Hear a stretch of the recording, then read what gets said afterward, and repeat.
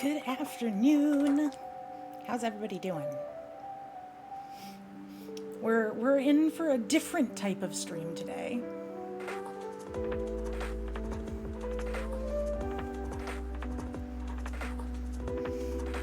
Apparently ads are going. Oh no.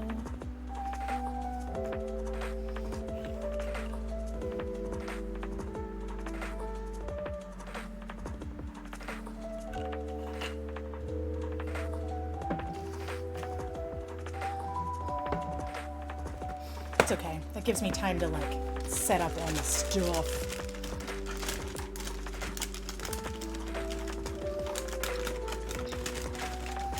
Oh look, ads are done. Of course, as I'm like pouring myself crackers because I have chicken and a biscuit crackers and they're freaking delicious. Anyway. Hello everybody. We are in for an interesting stream today. For those of you that don't know what it is, I participate in a thing roughly every year called NaNoWriMo, which is National Novel Writing Month. The goal for it is that throughout the month of November, starting on the 1st, is to write the minimum length for what is considered a novel in 1 month, which is 50,000 words. So starting November 1st, I'm going to actually be streaming every day of November as I'm writing. So y'all got to keep me motivated. I'm just telling you now. That's all on you. Well, and coffee. Coffee is a big friend during that month. But October is what us nanos like to call Prep-Tober. Boa! So us nanos call October Prep-Tober for those of us that are preppers and not pantsers. And we start to build our stories and our background elements so that when we get to November 1st, you just write. And there's no editing during the month of November. You just, unless you like absolutely have to, the whole idea is to get words on the page. Thanks for the support, Boa. You rock. Also, I need to, hold on. I gotta get a shout out to Boa. Boa is amazing. Not only is she a great friend and a member of the Ham Club, she is also the woman behind my eventual VTuber model since she did my ref sheet. So I'm very excited. It looks so good. I don't want to show you guys though, but because I want to keep it like a surprise for when it actually releases. But if you are not following Boa, please do so. She is absolutely hilarious. I don't think I have my shout out like thingies enabled on this thing. So, hi Kigo. Yes, I am Cootie Patootie. How's it going? Whoop whoop. Thank you for donating to the Am I the Asshole review. God, I want to do that with Lissa so bad. Because it's going to be hilarious. Oh man, and have I seen some great ones lately, Boa. Whew. So, what I'm planning on doing today is we're going to go through at least my, so these are like little worksheets that I built for myself based off of some various things that I saw on Pinterest. I kind of compiled all of my favorites. And I'll probably edit them as I go. Oh, I should also put more detail for this. Yeah,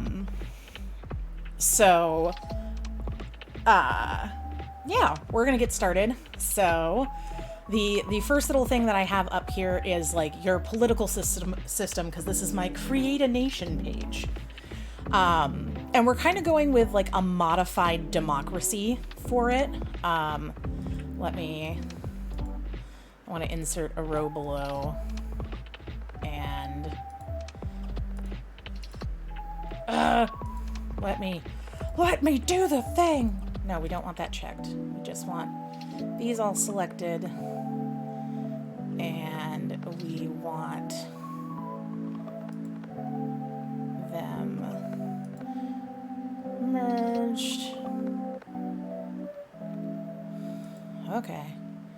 And we want to a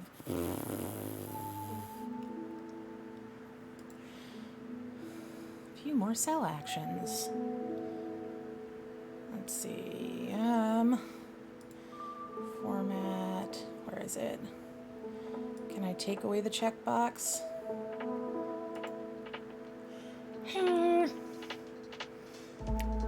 That's okay. That's why there's an undo button. Because then we merge these two.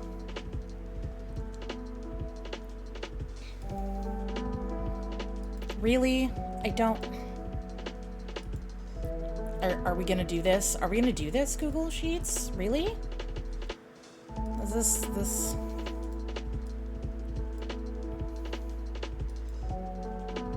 Apparently this is how we're going to function.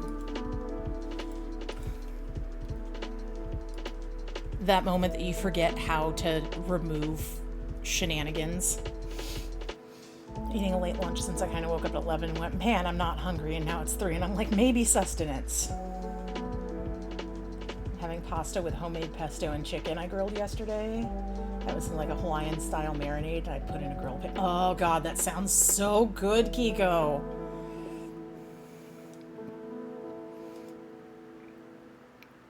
Okay. There we go. That's the thing I needed. The clear row option. Okay. Details. Okay. So we're going to be, this is a modified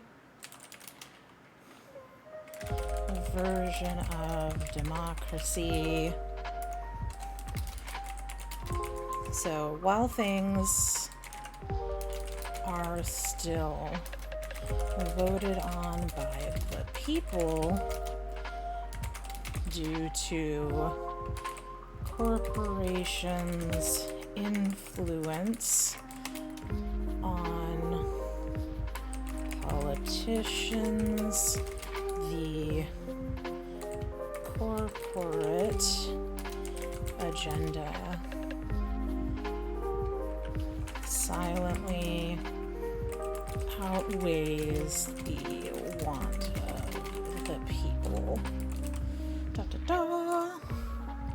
Uh-oh. No. We want to wrap the text. Yes. Yes. All right.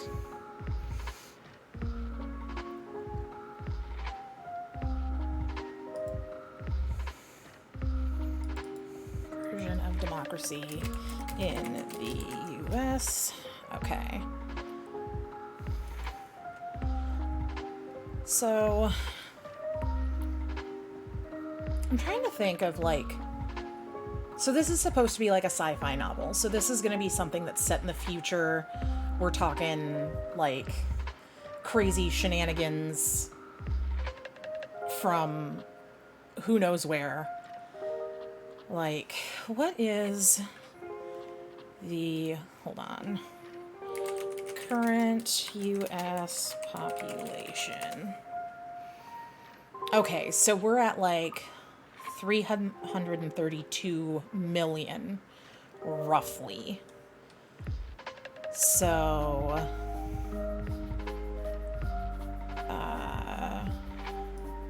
let's do projected U.S. population. Yeah, let's do 2050.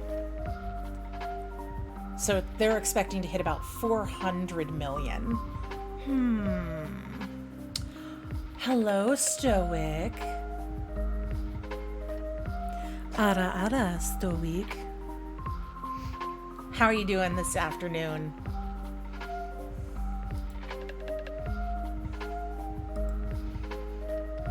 Oh, Kiko, thank you for contributing. Your body is erect. Also, if you guys are not following my glorious robot friend slash overlord, Mr. Pro Stoic there, please do. He is absolutely hilarious. He was having to do some testing this morning.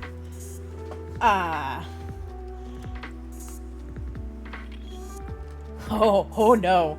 He was doing a test stream this morning and a bunch of us like popped in there, even though he told us that there's nothing going on here, please leave. Why are you guys all staying? And yeah, we had some interesting debates in his chat. Like, which milk is superior, chocolate or strawberry?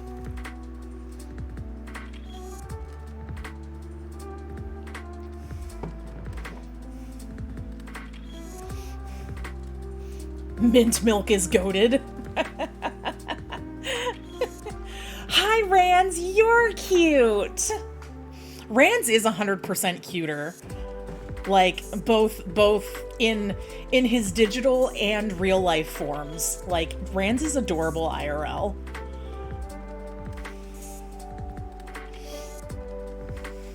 Yes, you are. Shut up.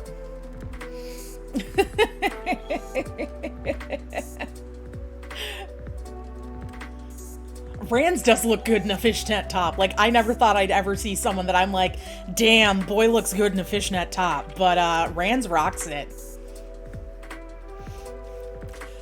Rands, I would say that even if you weren't going tits out on stream. Yeah, like, at least you can go tits out on stream. Boa and I would literally cause, like, a commotion and immediately get shut down. So you rock your male privilege. I can't talk. Male privilege. You rock that. You own it. By the way, guys, I have a pinned message right now. Through the end of November, I am raising money for the Room to Read Foundation. They are a nonprofit 501c charity that seeks to bring about world change by actually raising literacy rates and equal education worldwide. Their main focus being in Asia and Africa because they have historically the lowest rates of literacy and education equality, since males are usually higher educated than women in those continents.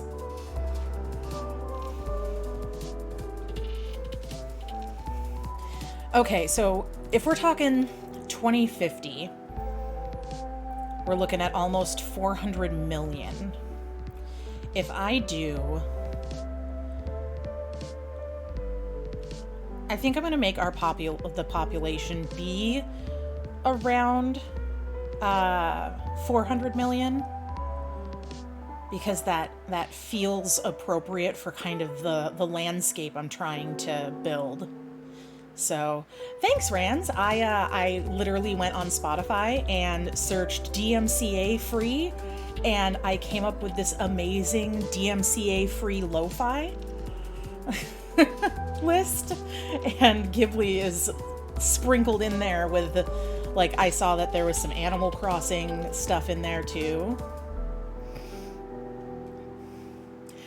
It is not the donate button. If you click the pinned message, there's actually a link to the donations.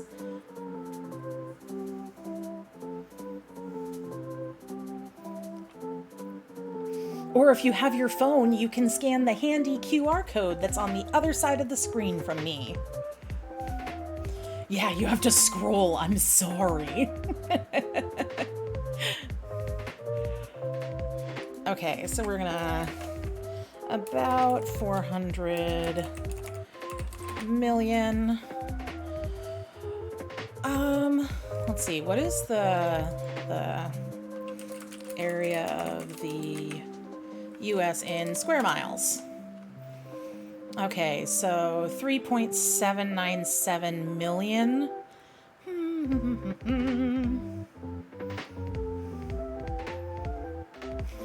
Yeah, you gotta scroll. I'm sorry. Okay, so the US that I'm basing this on, I'm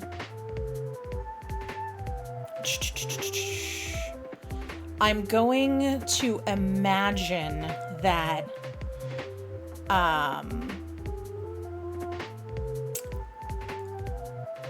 like we're talking a little bit post, like it's supposed to be kind of a imagined utopia, but it's actually kind of a dystopian sci-fi is what I'm going for.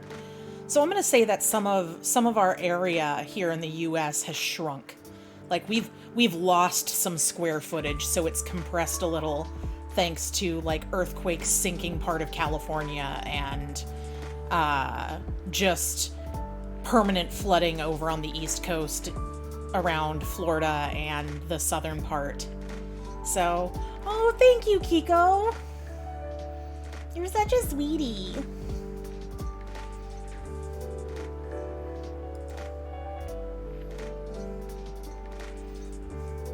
You just called it knowledge.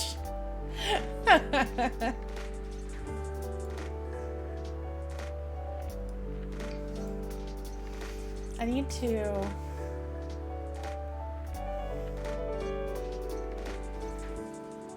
Let's see. This needs to go up here. Yeah, thank you. You know, since you donated $10, you do have the ability to name a place or event in the story. I do have some incentives for if you donate.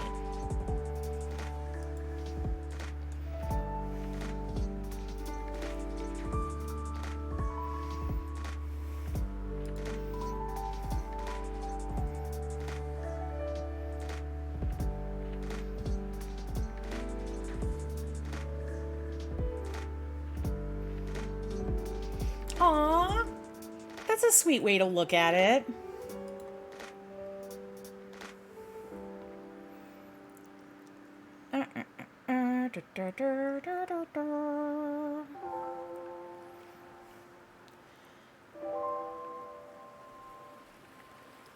Okay, we're gonna say that we're down to...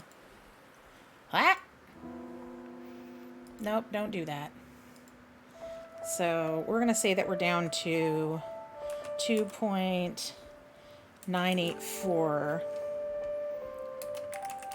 million square miles. And then I'm just going to put in parentheses, natural disasters have reforged the coasts of the U.S., sinking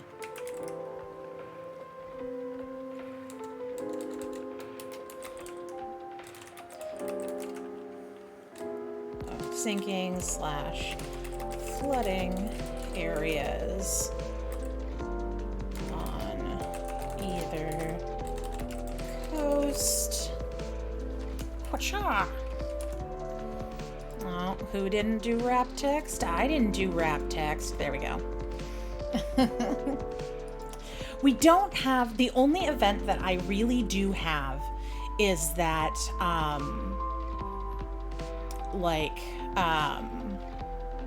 I haven't put it down here yet, but there is a law that is enacted that is kind of the main driving point of the story eventually.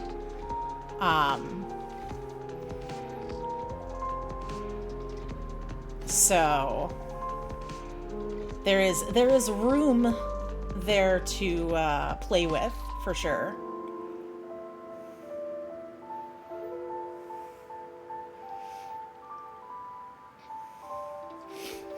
Also, if y'all aren't following Mr. DJ Rands in here. What? Oh, yeah. Why did I put an underscore in your name for that? Let me... Dang auto button.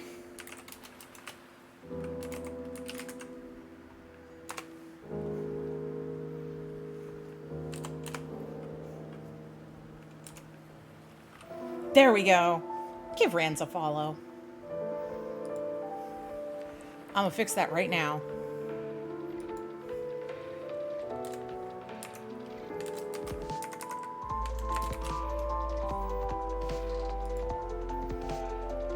Okay, that is corrected in my macro now. Okay.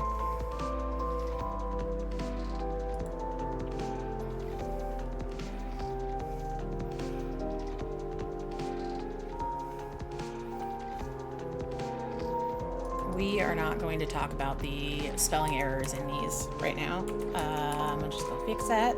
We're not going to talk about it. Okay, there we go. Ethnic majority is still probably going to be white. What is our current minority in the U.S. technically? Current U.S. minority.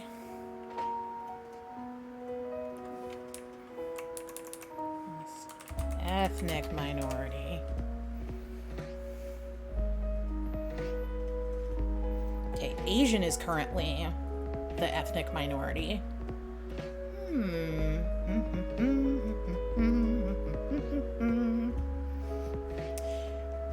Oh, hey, Rowdy. Yes, Kiko, an event could be like a law passing, a natural event. It could be a battle. It could be like a major discovery that happened, something like that. And okay, Stoic, you do what you need to do. And not much, Rowdy. I am preparing for NaNoWriMo next month, where I will be writing a story. I'll be writing a novel in the span of a month.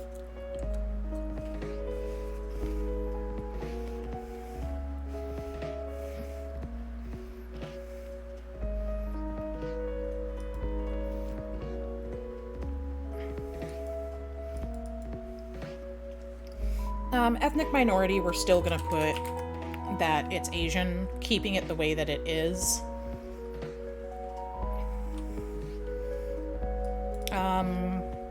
Official languages, we're gonna do... Try to keep it semi-normal.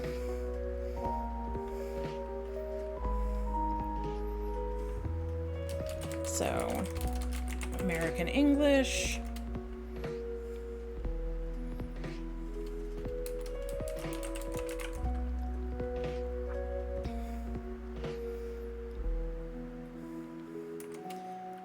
Spanish, and let's see, main languages used in US.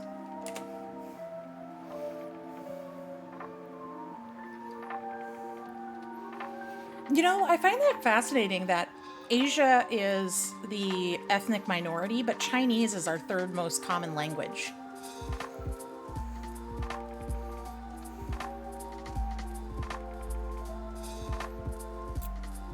That is interesting.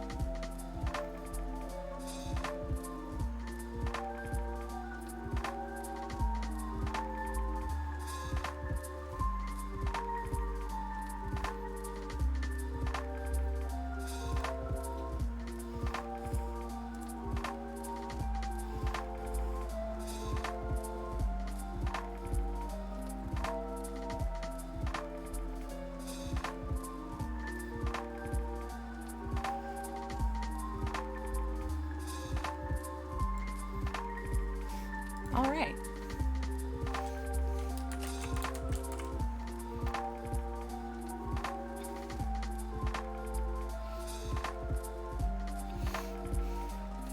I mean, I wouldn't say all of them Cajun because, like, Cajun French is different than standard French. Because there's also, in the Northeast, there are French speakers because of being close to Quebec. Okay, that may be the slang term for it, but Boa is right. The actual name for it is Creole.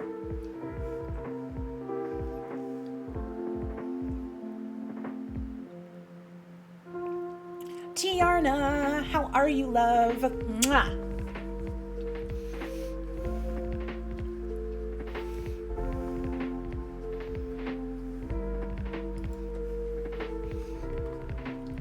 Doesn't surprise me because you're originally from Louisiana, aren't you? Hi, Chimeric. We're talking about languages currently in the U.S. and planning out the official languages that'll be technically part of my story that I'm building. And I was shocked to find out that while current U.S. the ethnic minority is Asian, the third highest spoken language within the U.S. currently is Chinese.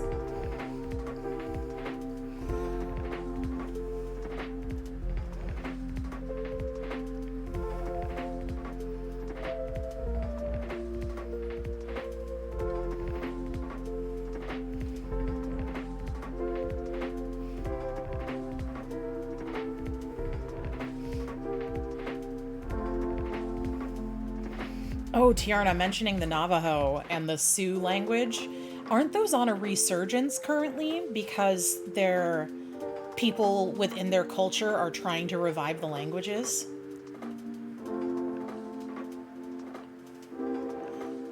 That is so cool to me. And especially because those are languages that were almost lost because of the horrific murder and genocide of the Native American peoples here in the US. So, girl, one day I will come over to the East Coast and we gonna do some things.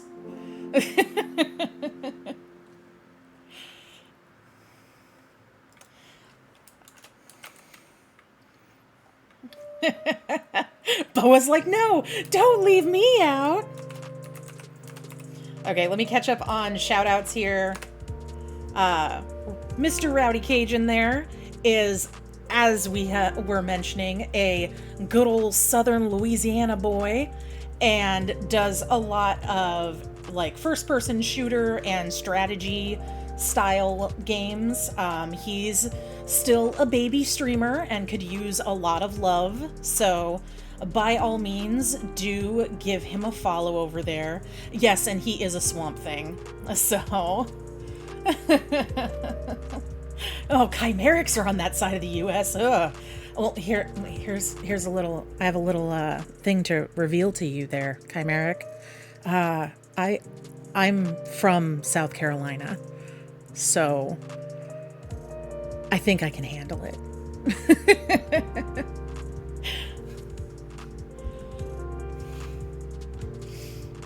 Tiarna, I actually think that you and Boa may live shockingly close to each other.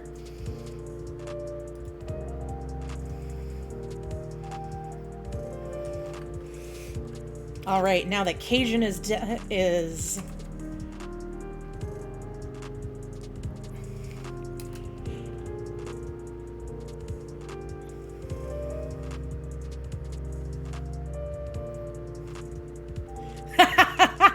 See, I knew kind of where you guys were, so I already knew that you guys lived close.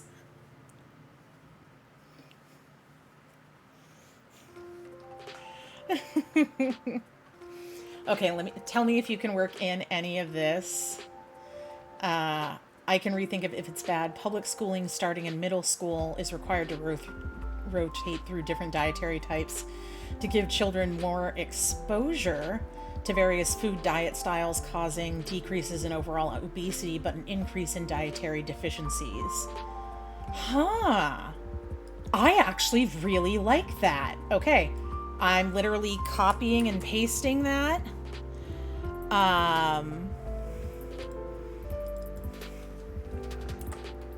We're gonna put a dash here.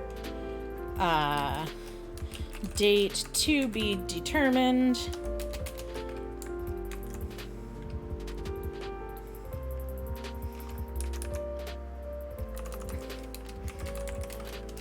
From Kiko.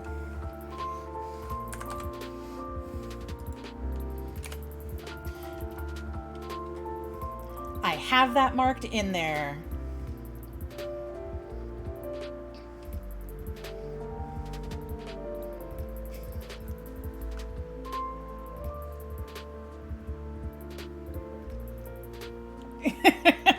Oh my God, you guys.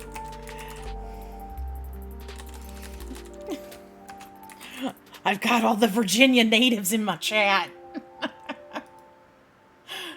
For other shout outs, Chimeric is a longtime follower, friend of the channel, as well as frequenter of a lot of the Ham Club streams.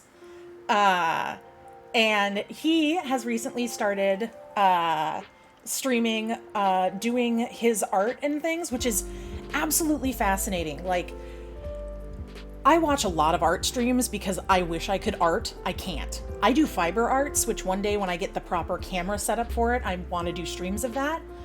But Chimeric literally makes, they're like little miniatures for tabletop gaming, for like D&D and other styles of tabletop.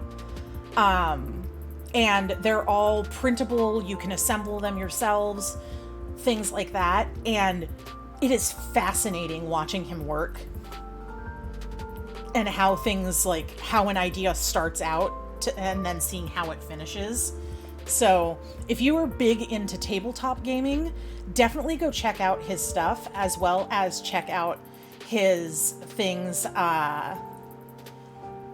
for that he has available for download. And if you guys do download his things, by all means, throw the guy some tips and such for that, because he puts so much work into that, and it's absolutely amazing. Listen, I'm only speaking the truth.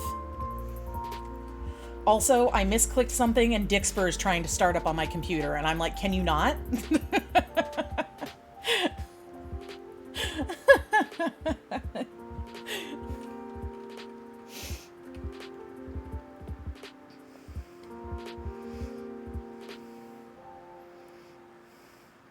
And I didn't mean like a native to Virginia, like born there, but like people that currently exist in that area.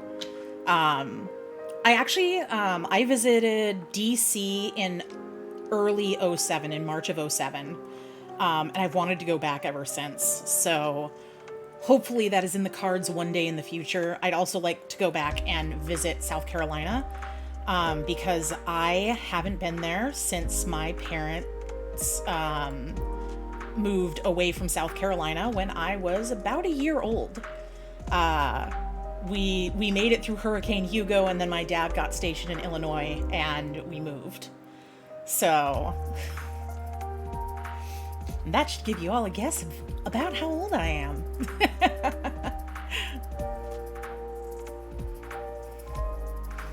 Oh my God, I need Dixper to stop. Close window.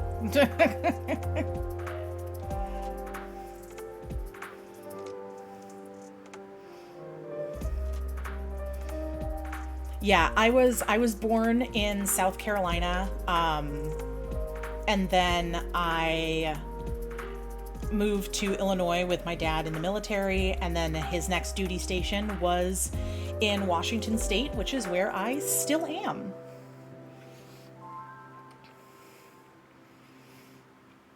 All right, currency. We're going to say that physical money has completely gone out the window, but I refuse to go on to like Bitcoin-like things. But the standard sci-fi thing that you see a lot of people talk about is credits. So we're just going to stick with that. The currency is credits. It makes it easier for me. It feels kind of more sci-fi, futuristic in my brain. Unless anyone else has an interesting idea for a future-ish type currency that we would have. I will pause and see if any of y'all got ideas. Because I don't want to... I spent so much time literally thinking about this. And trying to decide on, like... would we keep modern day currency, 25 plus years in the future, or would we have moved on to something else?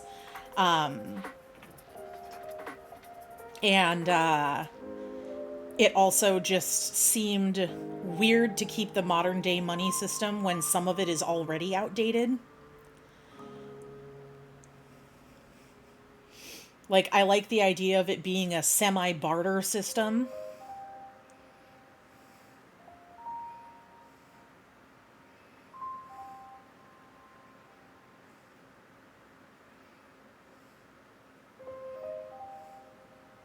Yeah, I still expect it to be nation-based, for sure. But it would be updated.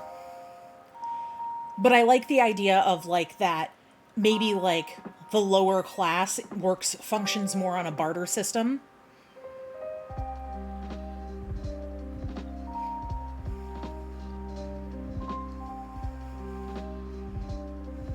I know, right? Chimeric, that was what I was hinting at about our currency already being a bit outdated. Also, I'm sorry if I get a bit giggly, guys. In order to do drunk streaming on Friday with Boa, I bought myself a fifth of eggnog.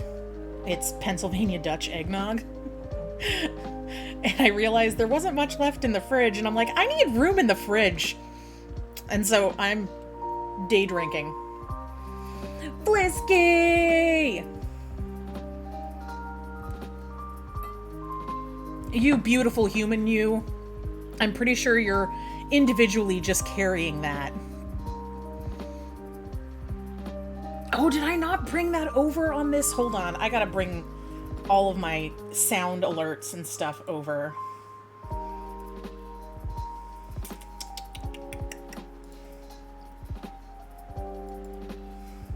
And it's a rum.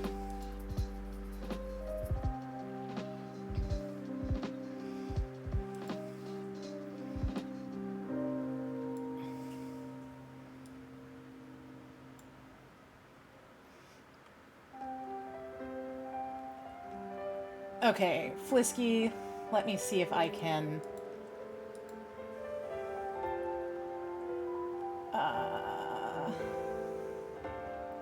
do I have the ability to... I do not. Rom is not stinky. I'm sure he took a shower this morning.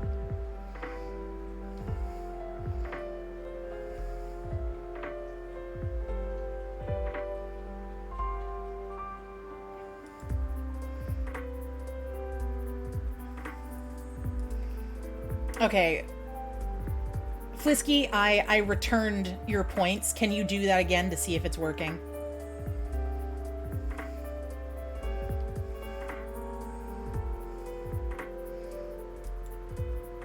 Oh, Flisky, are you gonna do Nano too?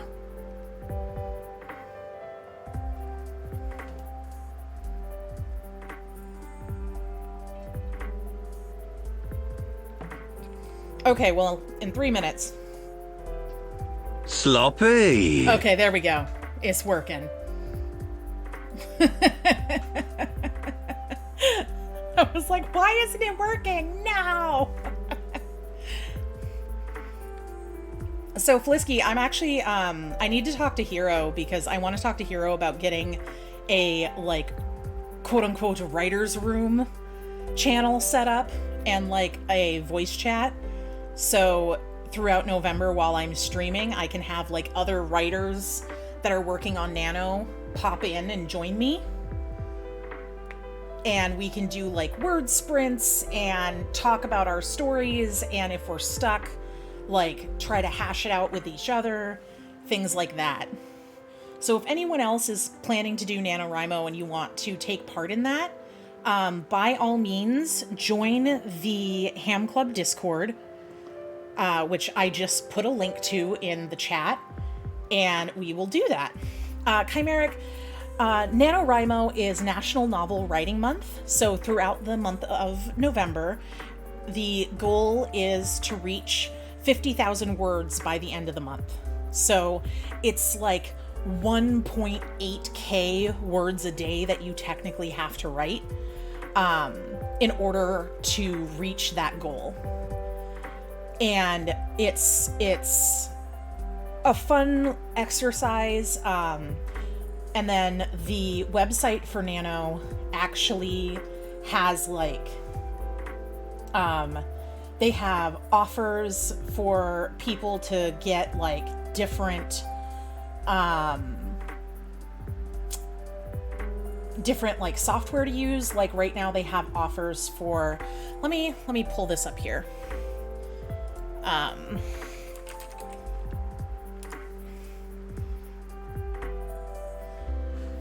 So if I go here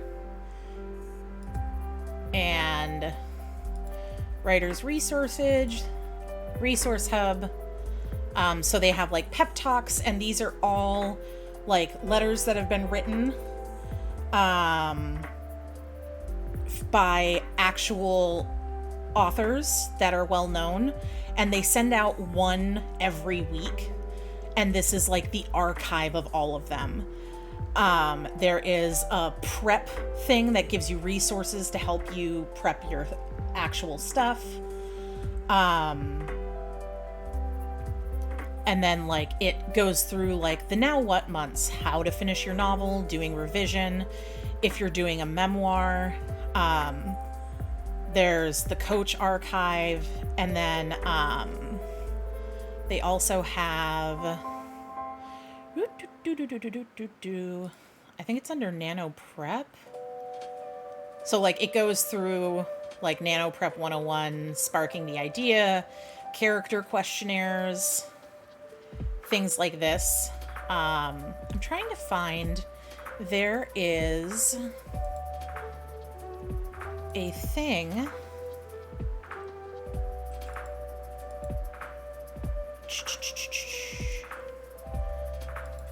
Let me go back to the main page.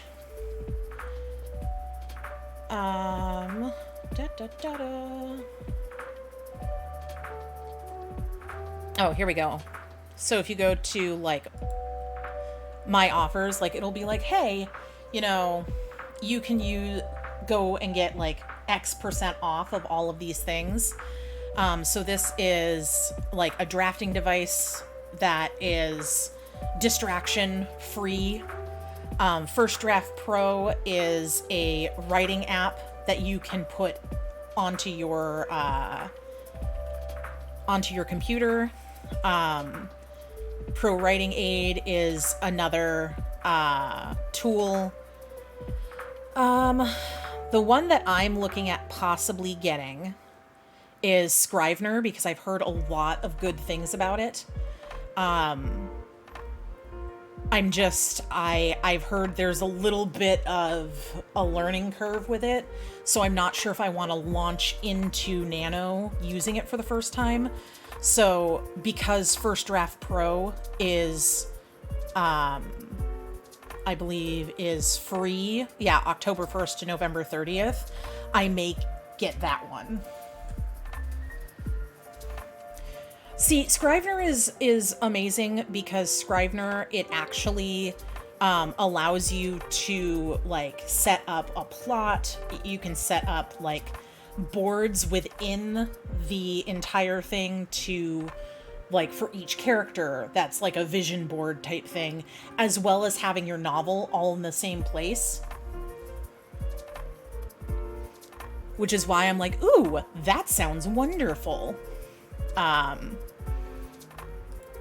So that kind of explains what NaNoWriMo is. They also, they host other things because, like they do Camp NaNoWriMo, which is in April and July. It is people that are doing writing challenges in order to try something new with their writing. And you set your own word count goals during those. So if 50K feels like too much, you can do a separate goal.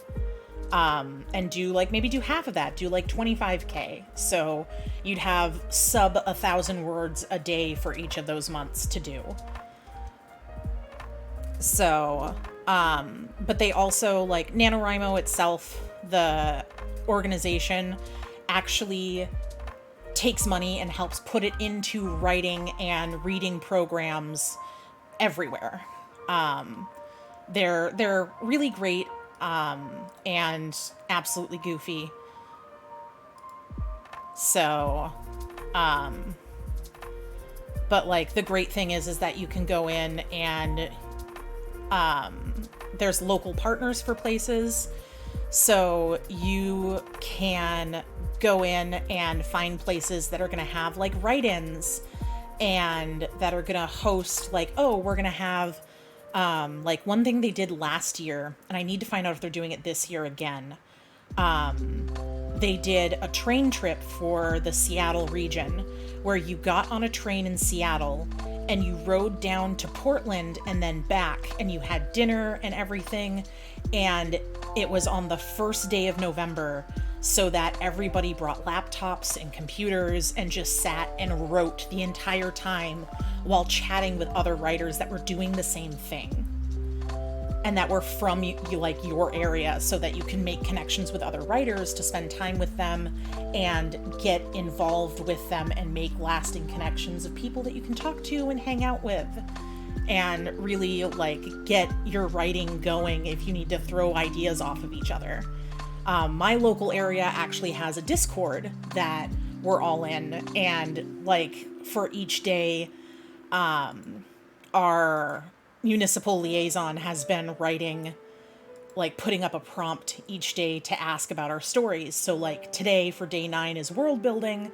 What kind of people or creatures will your characters interact with in your novel?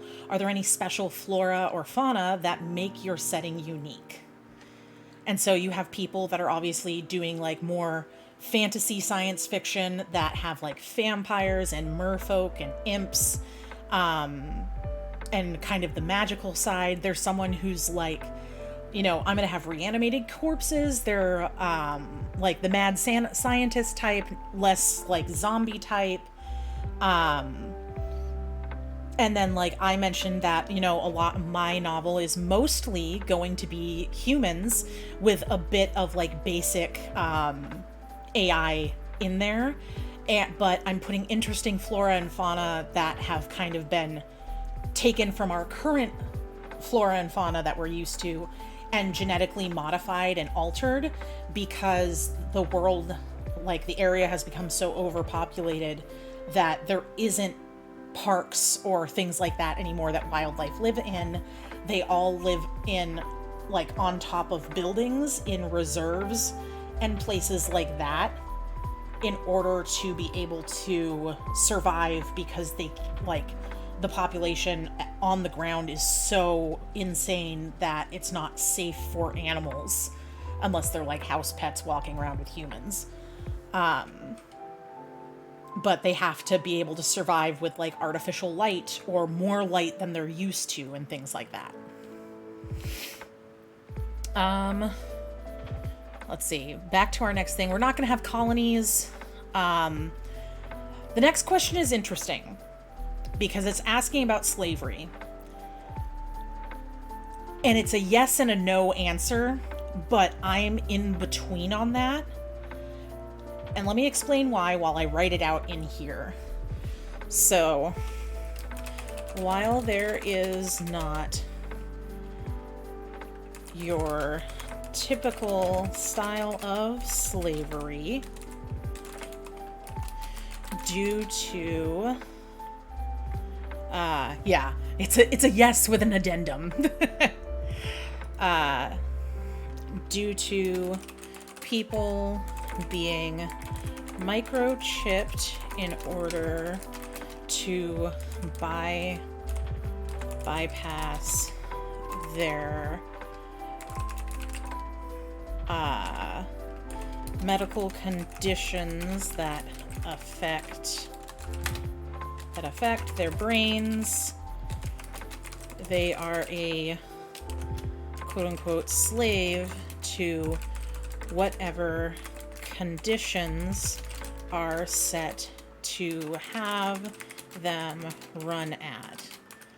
So for example, someone with ADHD who is normally high strung and flips from thing to thing at the drop of a hat is now a mellow person who is able to focus on the task at hand with no issue. Oh, Boa?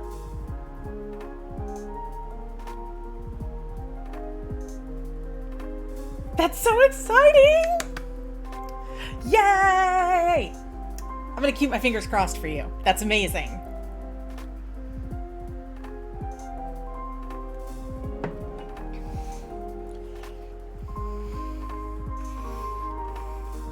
Let's see. Those that have anxiety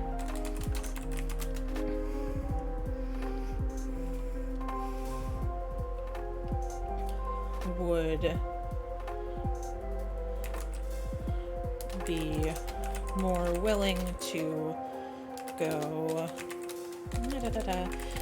into high stress situations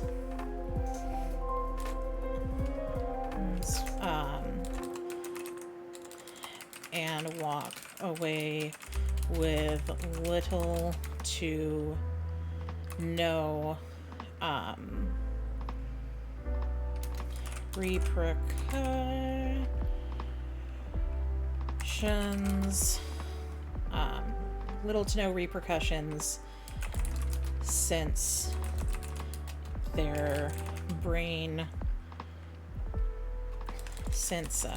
the chip negates those anxious feelings,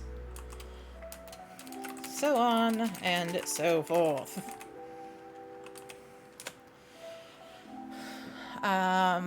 Let's see. Are minorities persecuted / isolated, or are they accepted / integrated? We're going to say accepted and integrated, again, with an addendum. So we're going to insert a row below this. Addendum. And then we'll... Oh, wait. Hold on. Gotta do this. Where's the clear? Hold on, this. Where was my cool clear thing? Mabob. Clear row. Okay.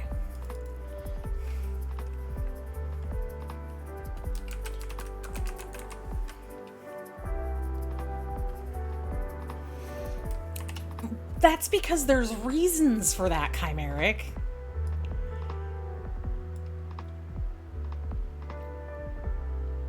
So we're going to that. We're going to make sure text wrapping is on. Okay.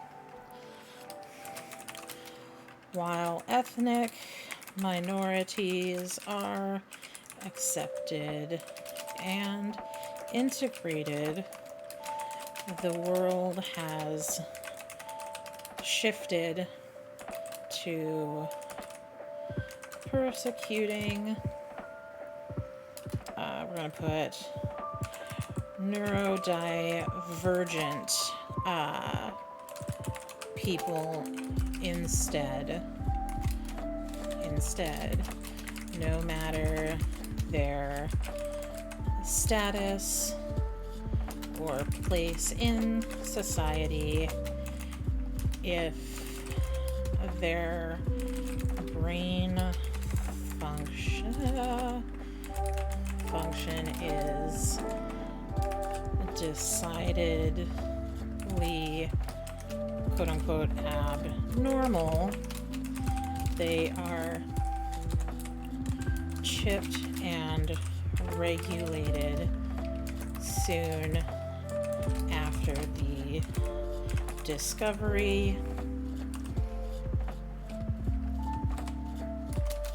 Even children, after puberty starts, chips have to be replaced in order to accommodate the new chemical balance in a person's brain. Watch out!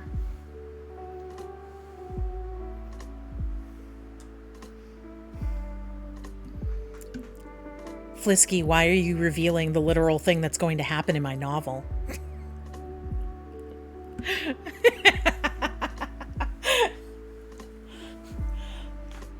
Flisky.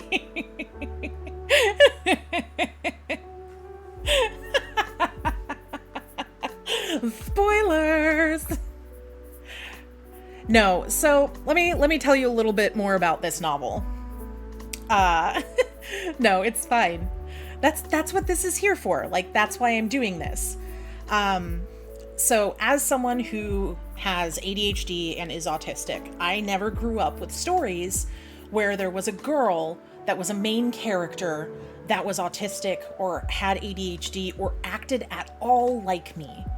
The closest thing I could find is like Belle in Beauty and the Beast, because she was obsessed with books and stories and adventure and other characters like her. Flisky, that is so true. It's not even like it's painful to notice and recognize that sometimes.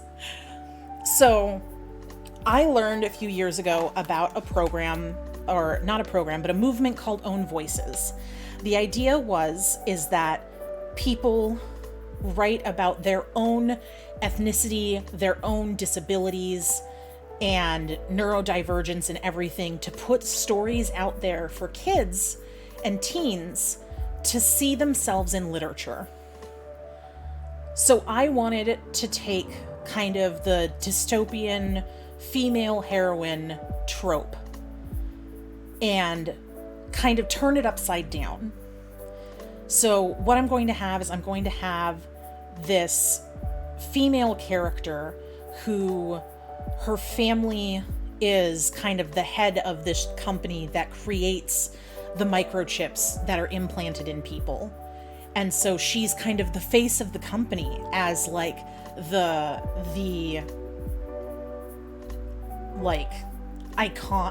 icon of what you're supposed to be like. And ads are starting here in a second, so I'm going to pause explaining this until everybody is back. Because I don't want anyone to miss out.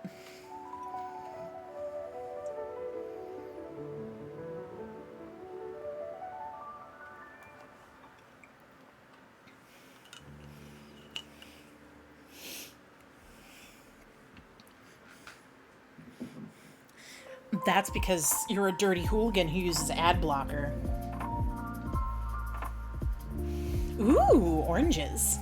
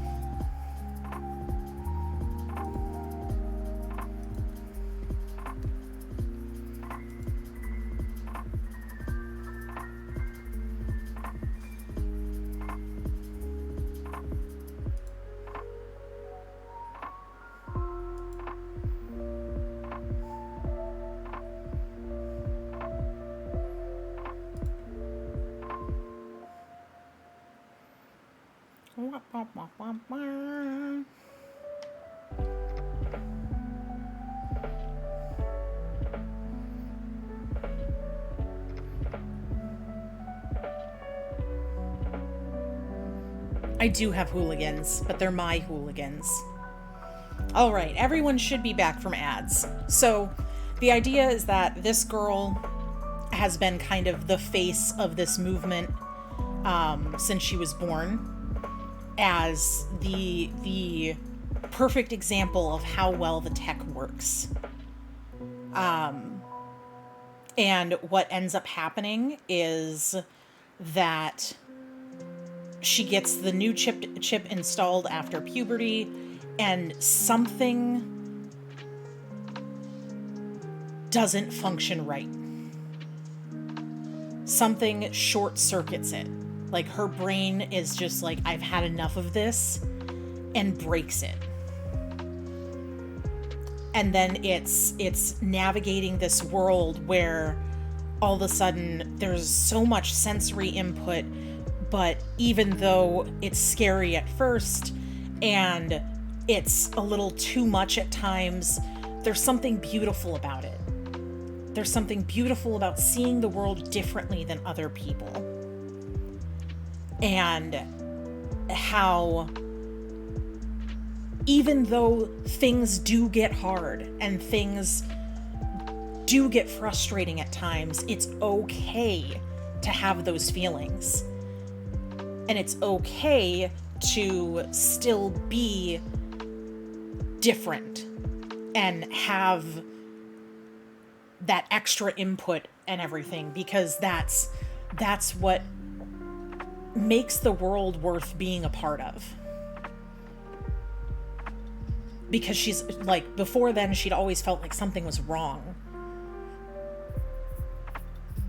because her brain wanted her to do something different, but this installation in her head told it no.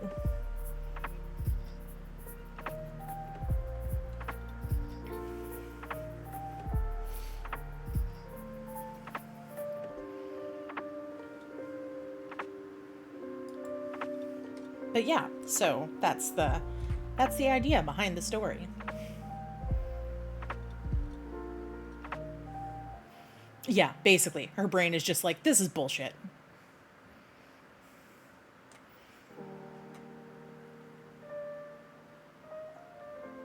All right. So, how much of our population is literate?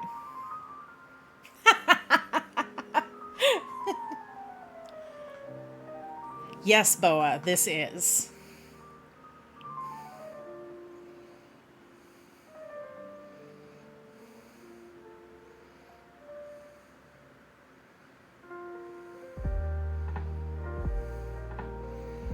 It's Flisky, you're just too smart. You're just too dang smart.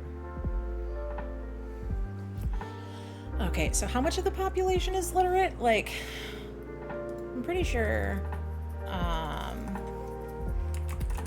literacy rate in US. Really? We're only 79% literate?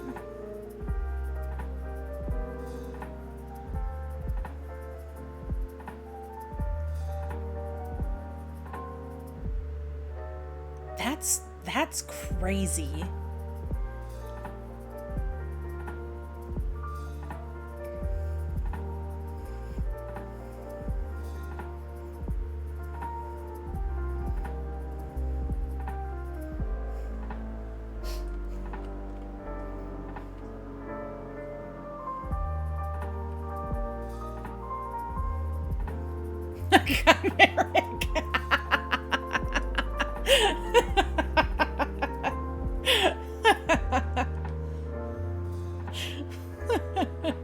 Hello there. Hey, Hefe, how you doing?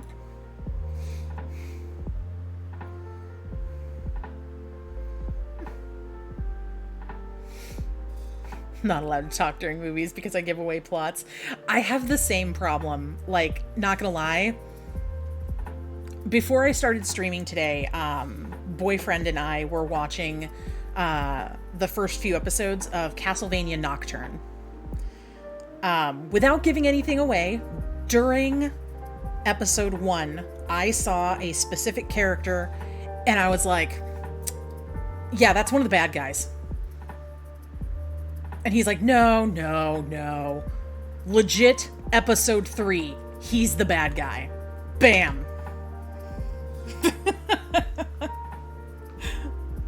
I'm apparently not allowed to talk during anything because I'm just like, I blurt out a thing and it happens.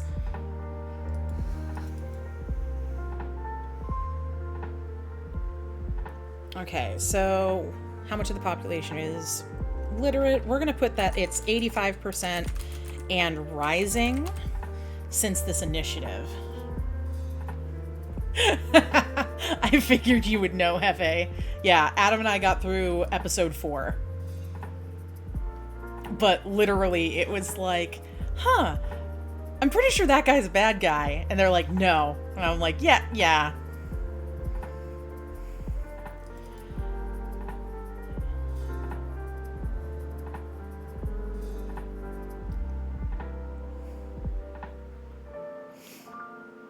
Even the first 4 episodes, I was like, do I want to stream today or do I want to finish watching Nocturne? Because this is real good. I love the trope that the Belmonts are just made of sass and angst. And I'm glad it continues throughout. What is the minimum drinking age?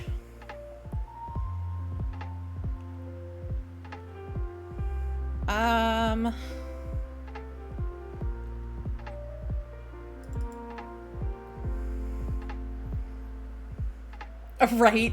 It's like, I've watched enough TV to know who's evil in this.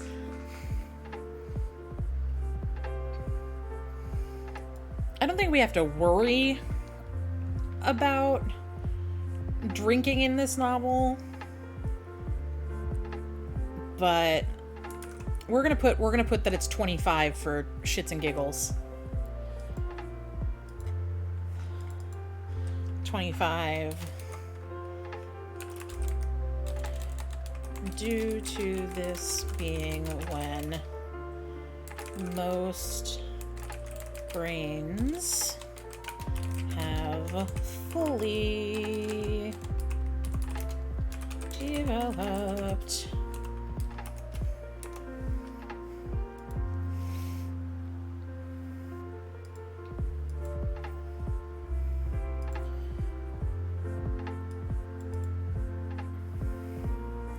What is the age of consent?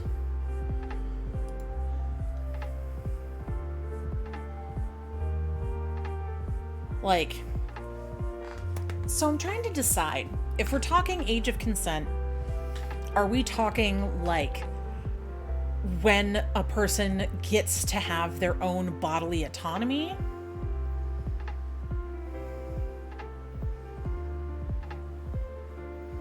Oh, but chimeric, not everyone's neurochipped.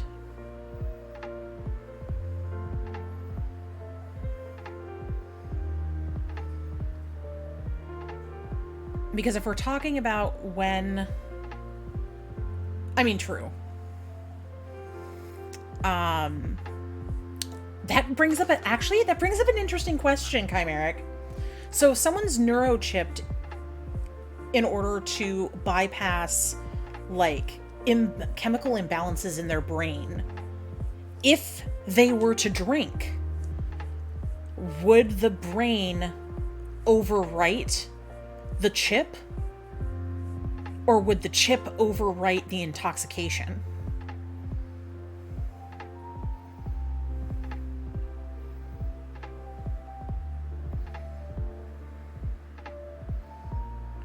Exactly. So if they do anything that could overwrite, like that would alter their brain activity, would a neurochip alter the effects of whatever substance they took?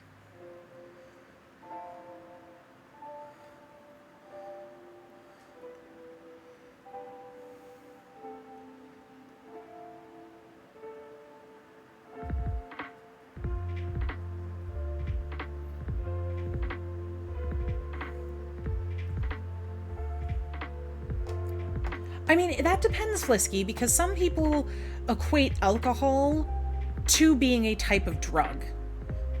Just like caffeine is a type of drug.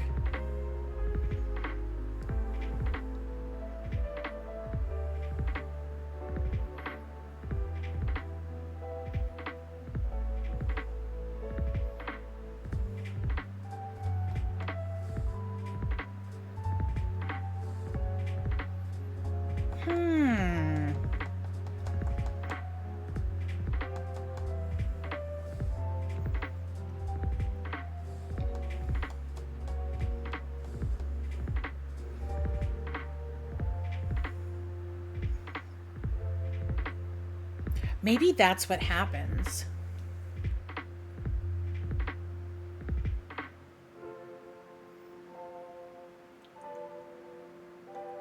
Maybe that's what happens to our main character. Because her family is part of the upper elite. And I plan on having her like in upper teens, but still in like high school. Maybe she goes to a party and someone's busted into mom and dad's stash of alcohol.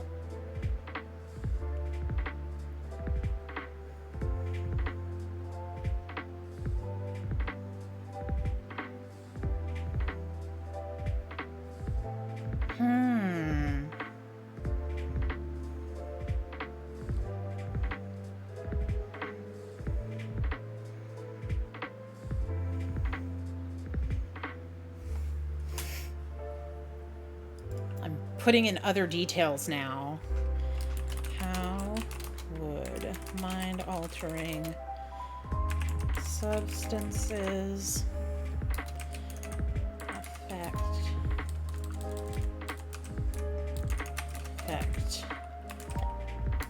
the neurochips?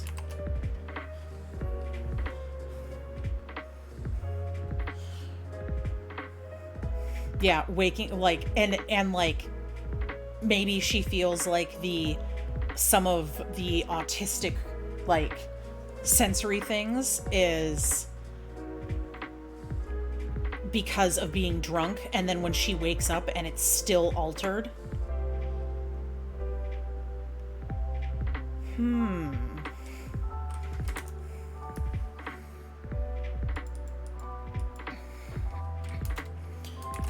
Could our MC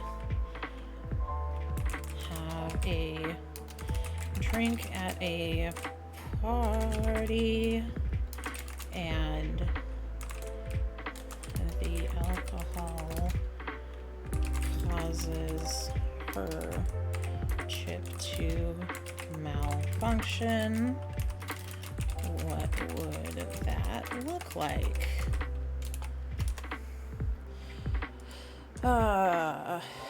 Damn you, text wrapping. Why are you not just the default?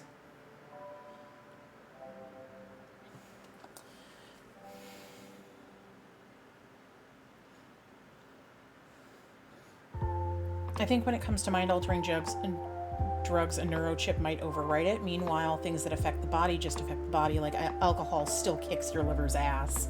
Yeah. So when you're taking psychoactive drugs, the chip should override those. Okay. So, with anything that is psychoactive, the chip would just override the drugs in the system. Yes, I'm working on my my plotting for my NaNoWriMo project, Hefe.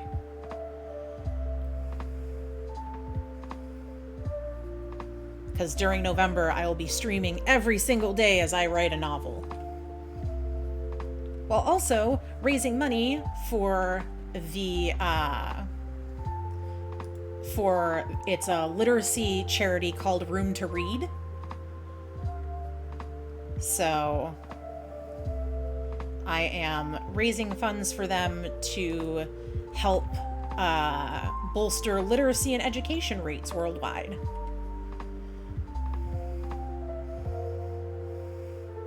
Yeah, and so it would literally eliminate the issue of drug addicts.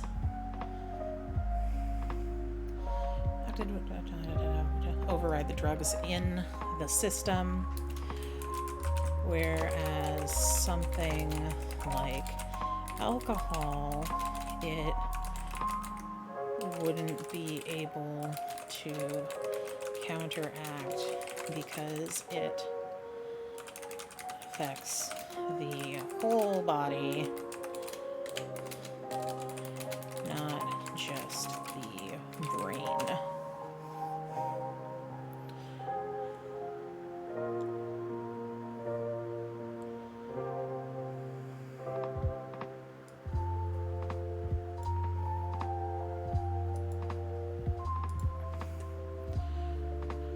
Okay.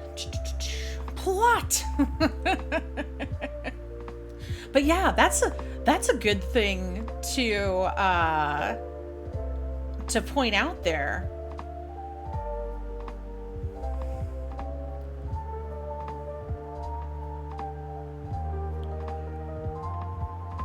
Thanks to Chimeric and Flisky for pushing that out there. Or posing those questions.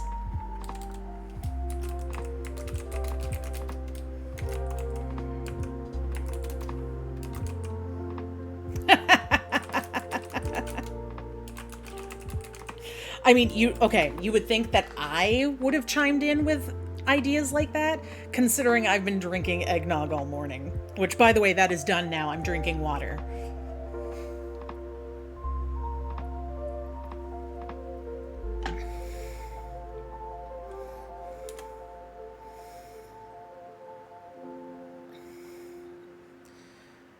Okay, so what is the age of consent? So bodily autonomy.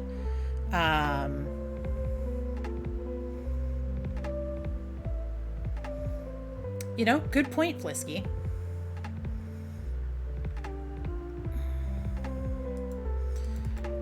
I need to also add that bit that I said.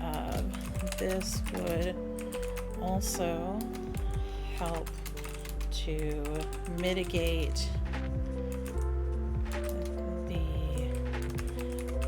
addiction aspect of these and could eliminate overdose issues since they would effectively have no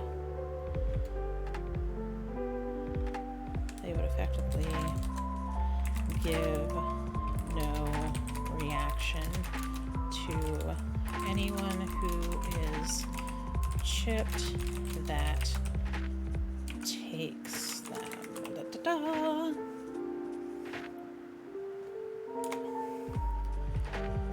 Okay, so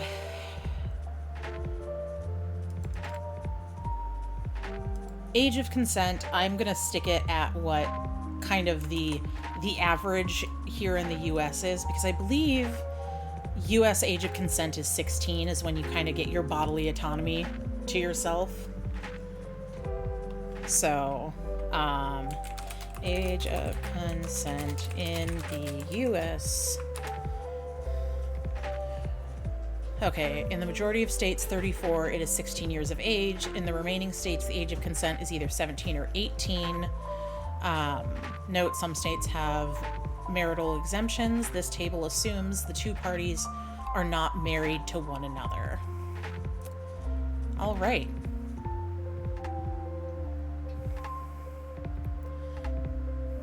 But yeah, so 18, or 16 would be right there. There is no marital exemption in this thing. You need to be a full-ass adult to do any of that.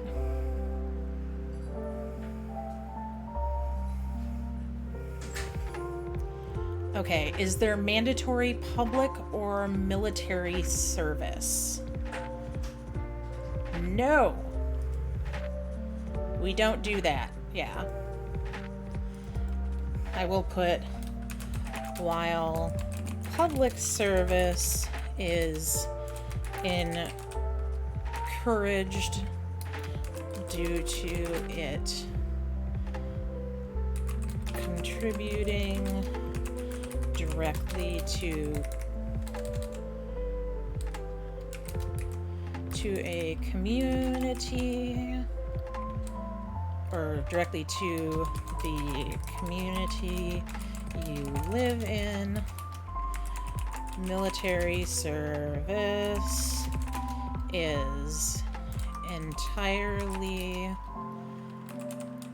optional and by volunteer only.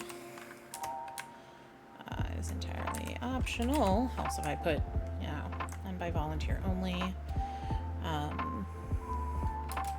While recruiters still exist, they are not. We'll put prohibited. It sounds better. Prohibited from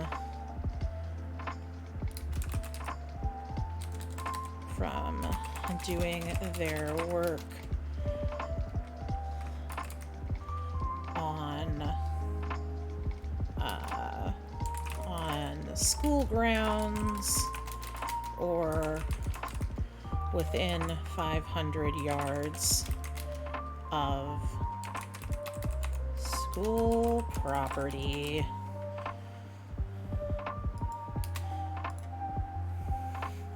In the words of Black Panther, we don't do that here. Yeah, and that's the thing. I fully agree that, like, public service, as in, like, volunteer work, doing, like, trash pickup along parks, walkways, streets, things like that, helping erase graffiti, things like that, I can see as being something that would be encouraged. I'd like to think that in a future world, military service would become entirely voluntary, and that they would enact a thing where you are not allowed to recruit on school grounds or within a certain distance of school property,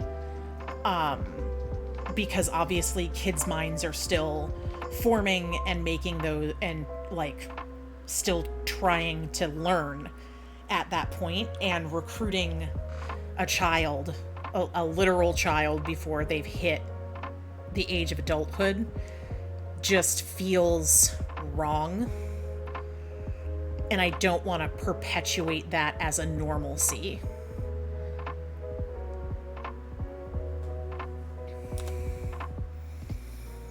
Okay, if citizens can vote, what is the minimum voting age?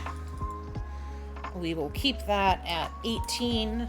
So once you're an adult, you get to vote. 18 years of age.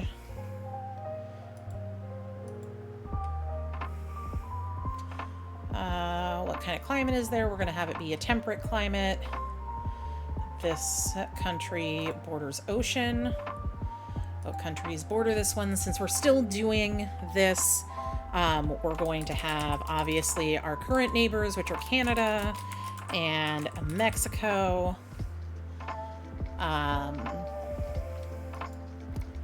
Let's see.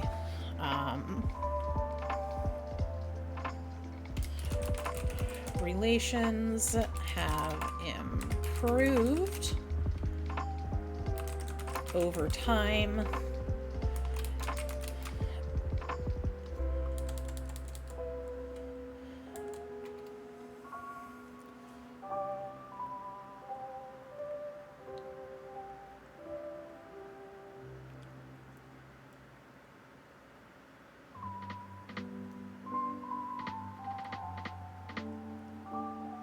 Oh no, Flisky. Yeah, that's why I didn't choose to go to a big college right out of high school. I went to a community college because first of all, I was like, I want to get like all my prerequisites and everything for cheap, because paying for, my education with a bunch of money I don't have. So, full ride. Oh God, that would hurt. Yeah. Years later, that probably hurts a bit. But yeah, the recruiter. I get it. I get it. Like, there are certain professions that I forever have a bad impression of in my brain until I meet someone who's different. So I totally get that, Flisky. Army tried recruiting my brother out of high school because he was great with computers. They even promised him they'd fast track him to a technician without having to do basic. He called BS and went to a technical school.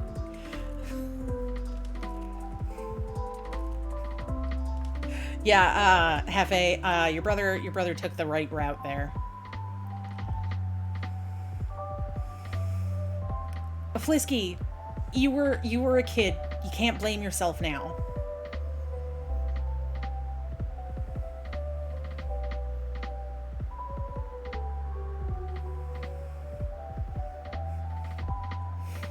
Right, you just have to laugh it off sometimes. Okay. Relations have improved over time, though behind closed doors, both countries question the political landscape of their common neighbor. Well, bam! Okay, so we are going to have a desert area. We are going to have grasslands, though not much. We have mountain chains, obviously. Welcome back, Kiko.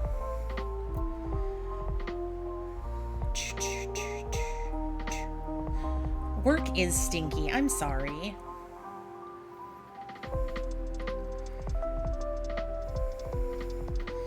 Okay, major waterways.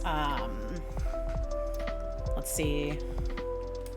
We also obviously have the Atlantic and Pacific Oceans.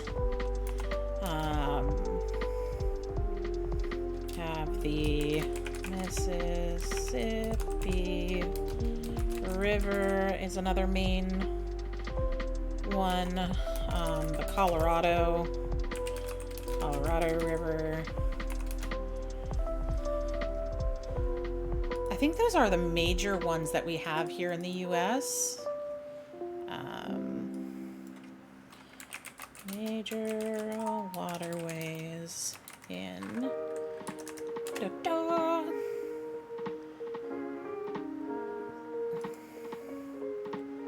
Okay, so if we look at this, we have the Mississippi River, the Missouri, the Rio Grande, and the Hudson. Okay, so the Rio Grande River, Hudson River,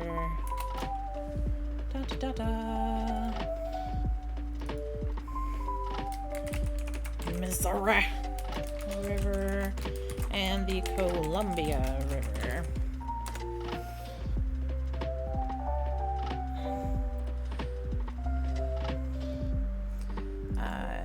Yes, there is public schooling. So to what age is this schooling mandatory? You know, this bothers me. Hold on, let me... unmerge those. We're gonna gonna merge those now. And then these ones we're gonna merge. Helps if I don't cover my mouth so my VTuber's actually talking and I don't look weird.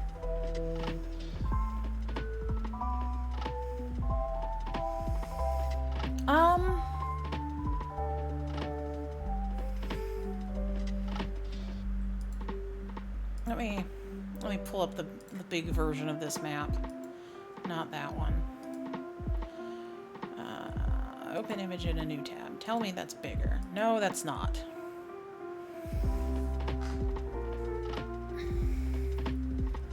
I think the only one that would be at jeopardy of being like too small to call a major waterway would potentially be the Hudson River, depending on what kind of flooding hits this side, because we're losing some of each side of the US. But yeah, I think these major waterways, honestly, the major waterways would be more likely to be the only things that still existed, as, you know, waterways of water that could be used.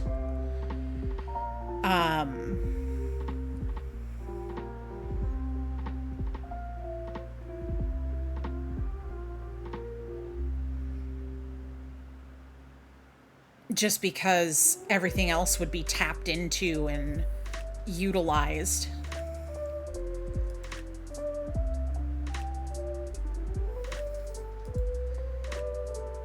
Okay, to what age is this schooling mandatory? It is mandatory. Mandatory from preschool.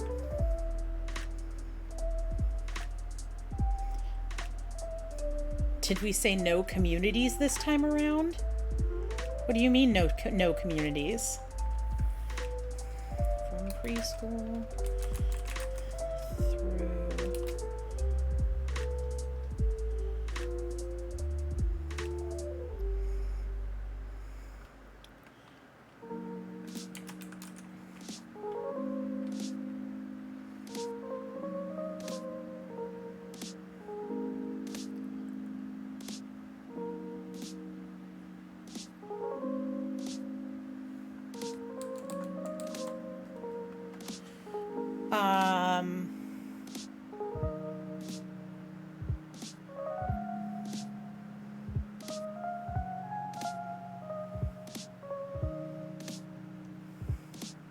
I can't remember either what you're talking about because I don't know, like in what context, unless you remember. Entry from preschool through senior year of high school. So 18 years of age.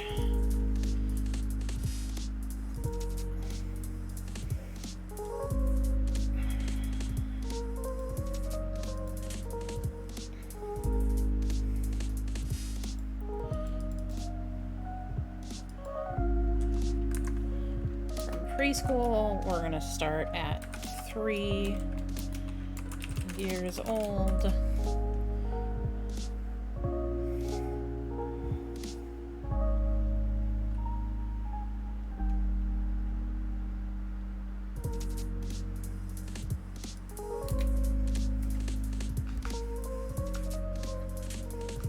I mean, that is possible.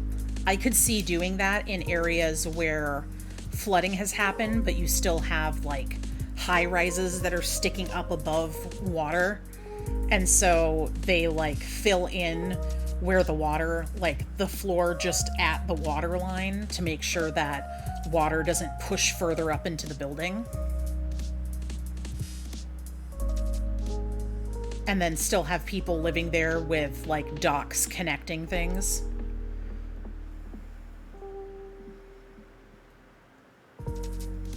Yeah, I could see that. Okay, what branches do the military have? We have Army, Navy,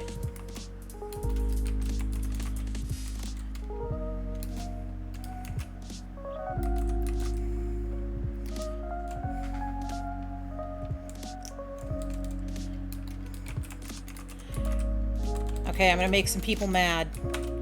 So we have Army and Navy.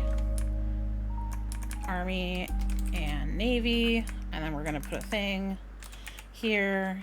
Air Force is a subsect of the Navy.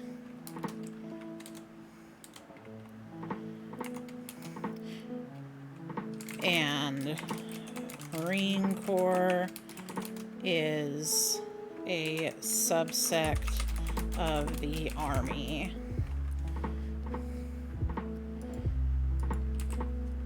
A specialized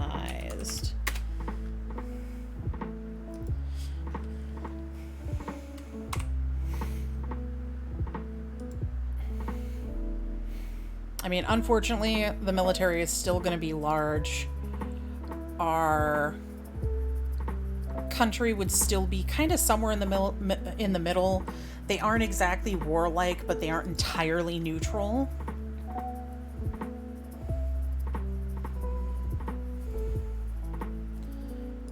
Oh yeah, we have the Coast Guard.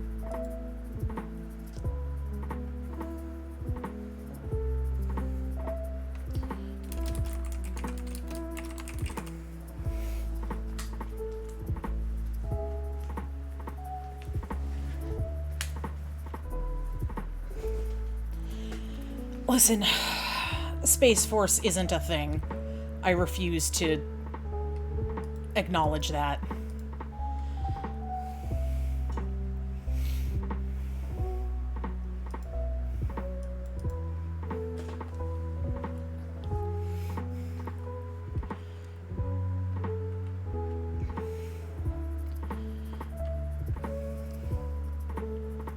Okay, Space Force may sound the coolest, but there is no, like...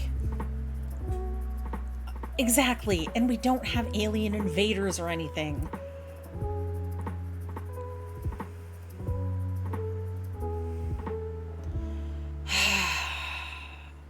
It hurts my brain, Chimeric. It hurts my brain.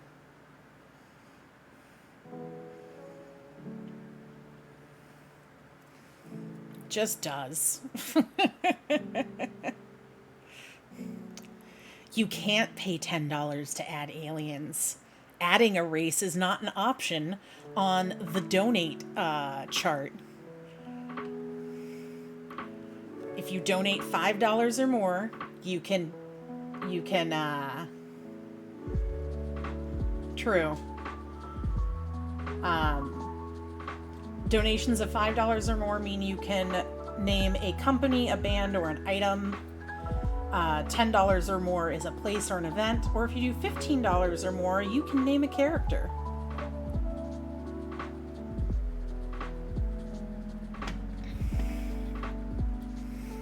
And yeah, Chimeric, that's what I would think.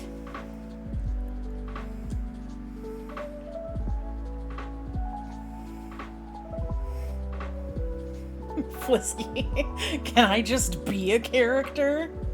You know, Flisky, I actually have a character that is so, like, an idea for one of the characters that is so much like you, I almost want you to give me a name for it.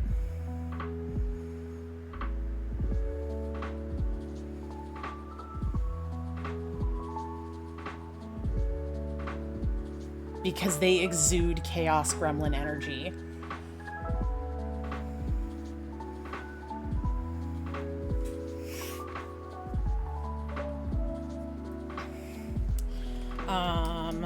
Flag looks similar to modern day US flag, but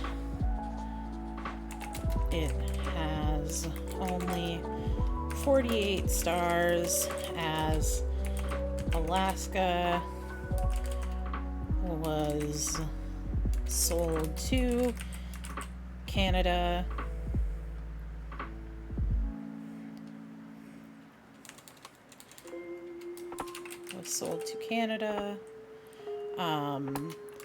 Due to the long distance of trying to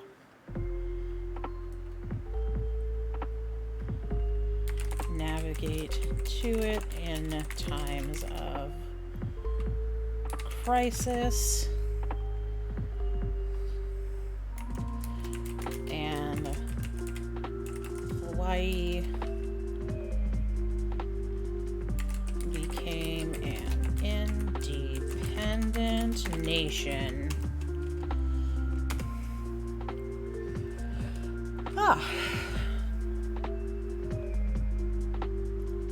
All right, now we're down to the nitty-gritty stuff. It's time to think of national heroes, important historical dates, and additional details. Yeah, basically, Hawaii was like, peace.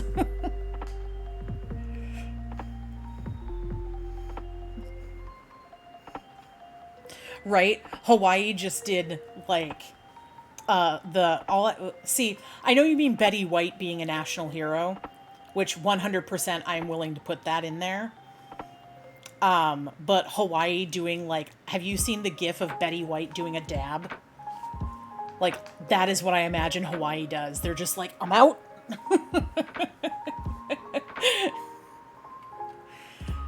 Okay, so. All right, chat. Give me some national heroes. Give me people, real or fake, and what they would be a national hero for. Betty White named a national hero posthumously in 2030 for her work against animal cruelty.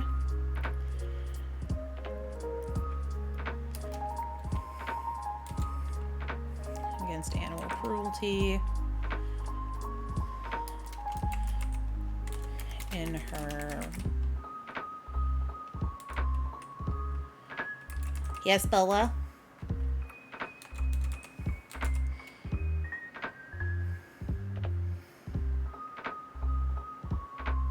In her memory, all kill shelters were eliminated by national law that year. Yeah, yes, Boa.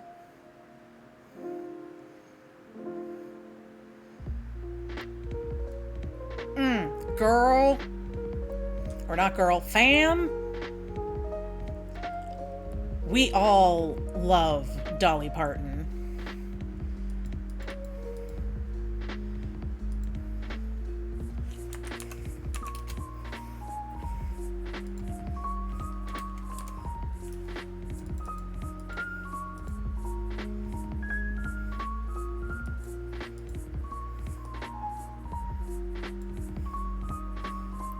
Hold that there.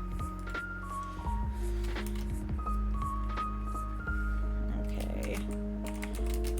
Dolly Parton. Named a national. Uh-oh. I see a Boa messaged me.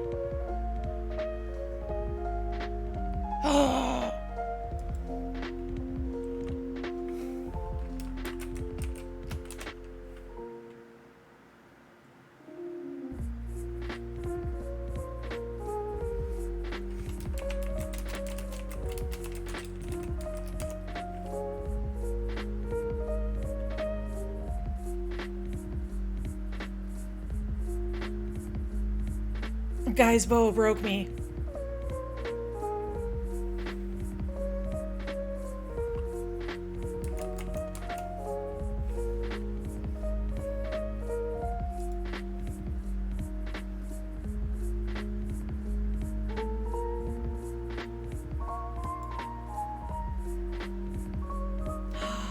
Oh my god! Boa!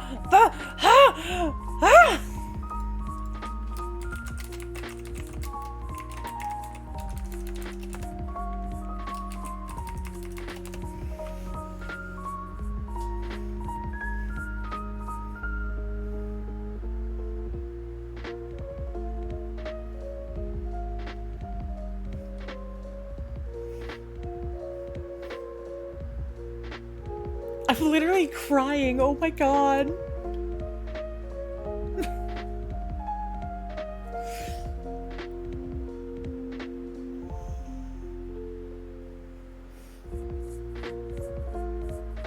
I'm 100% opening this and showing it to people.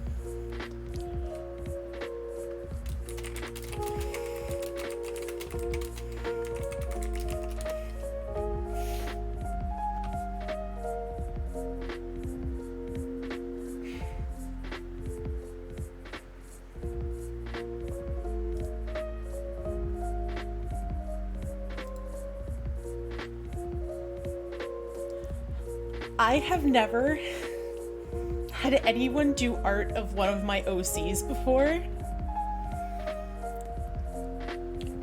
And while Bo has been listening to me chatter for God knows how long, she made this.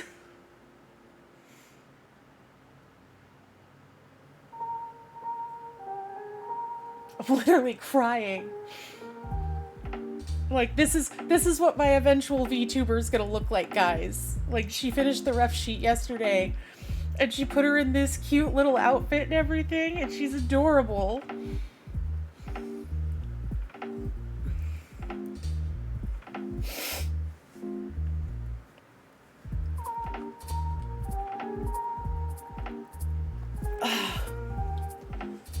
Must not cry. Must not cry. I can't see to write if I'm crying. Thank you, Boa. You're the best.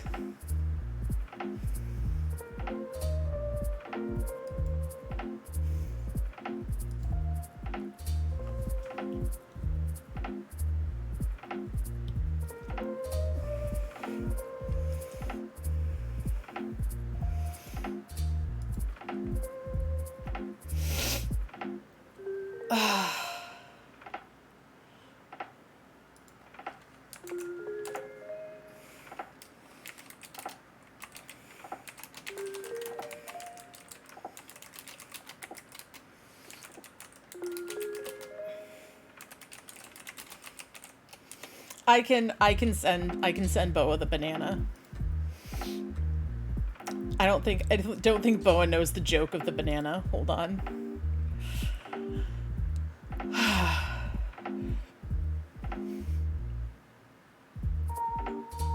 So Boa, I did a cursed art stream a while ago. You take care too, Chimeric. Thanks for dropping in.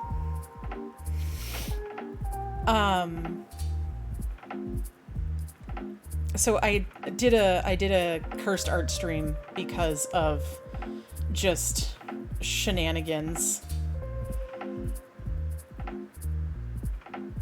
I forget fully what brought that about in the long run.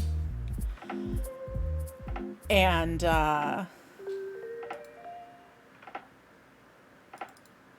like,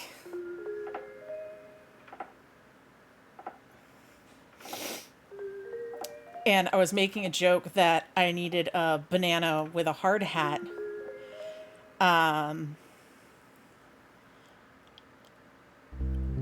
That explained that this was a wholesome art stream as I was drawing like people's Final Fantasy characters.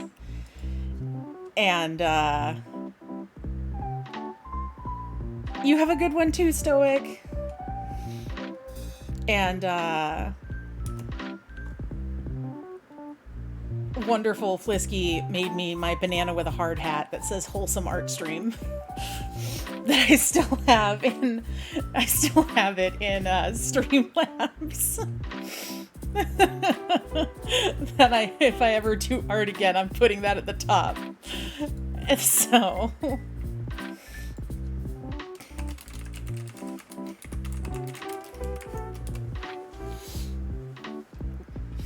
I hope you know, Boa, when you're done with that 100% is becoming my profile picture fucking everywhere.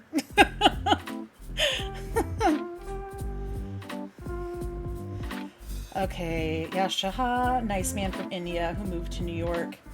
Normalization of self-help in teenagers and young adults going through mental struggles. Main driving force in the passing of a law which required on-site psychologists for drop-in visits at schools where students can drop in and talk to someone if you need it, regardless of classes happening or not, if they needed the mental help. I love that. That's beautiful, Kiko. Yep, he's becoming a thing.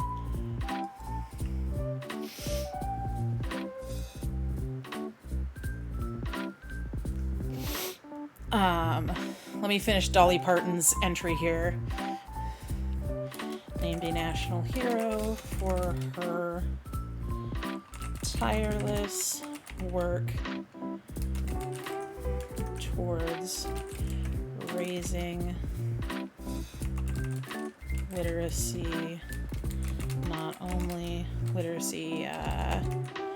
rates not only in the US but worldwide.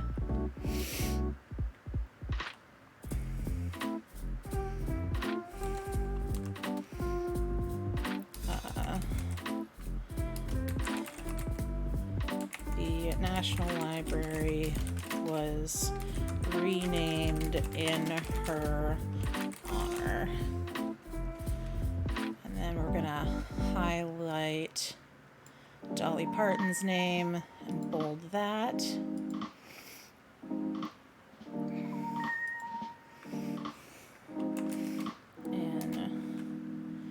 2035.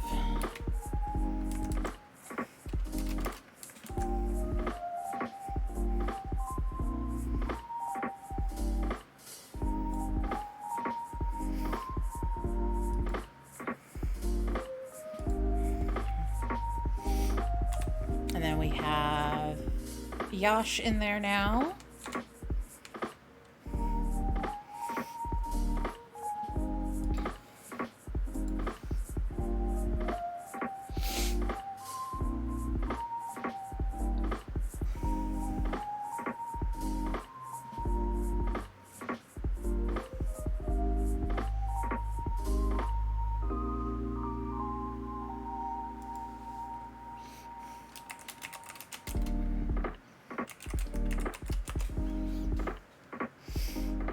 Samantha Boberg, millionaire that started her own company focused on the exploration of the ocean, seeing as we only explored roughly 20% of it, focusing mainly on the depths of the ocean we hadn't seen before, discovering new types of fish, mammals, and plant life, having us explore roughly 30 to 35% of the ocean. Would that be to 30 to 35% more of the ocean? So we'd be sitting at between 50 to 55%, or would we just be at that 30 to 35?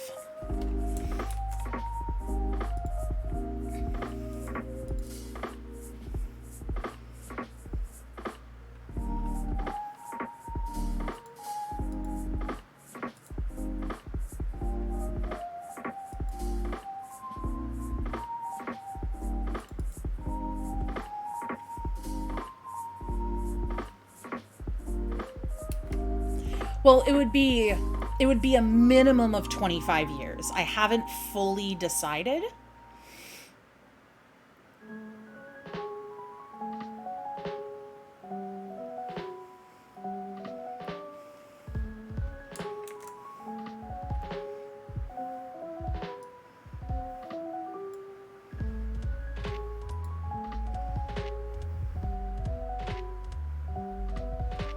Okay. 35% of the ocean by 2050. This has led to advances in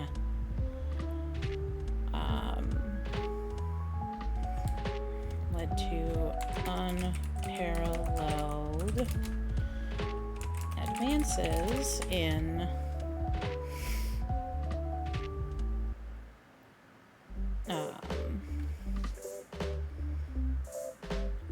science, technology, and the medical field.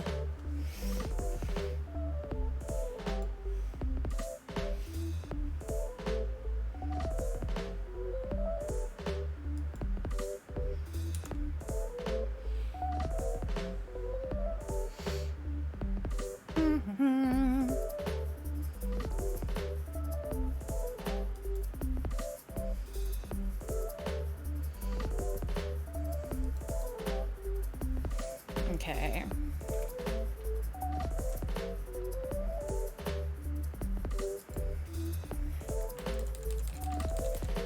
So we're going to put this at 2038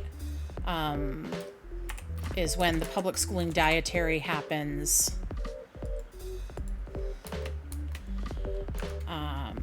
And then we'll put 2040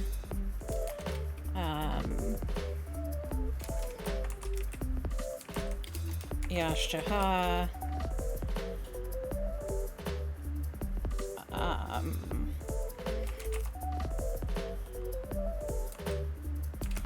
helps normalize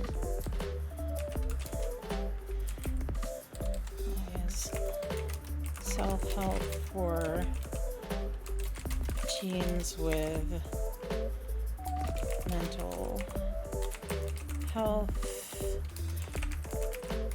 issues, and by the end of the year,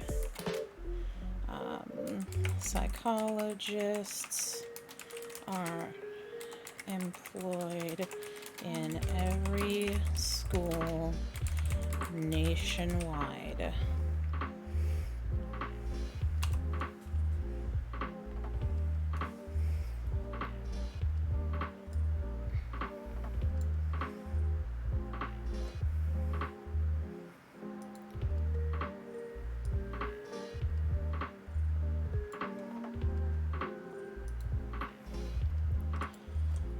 All right.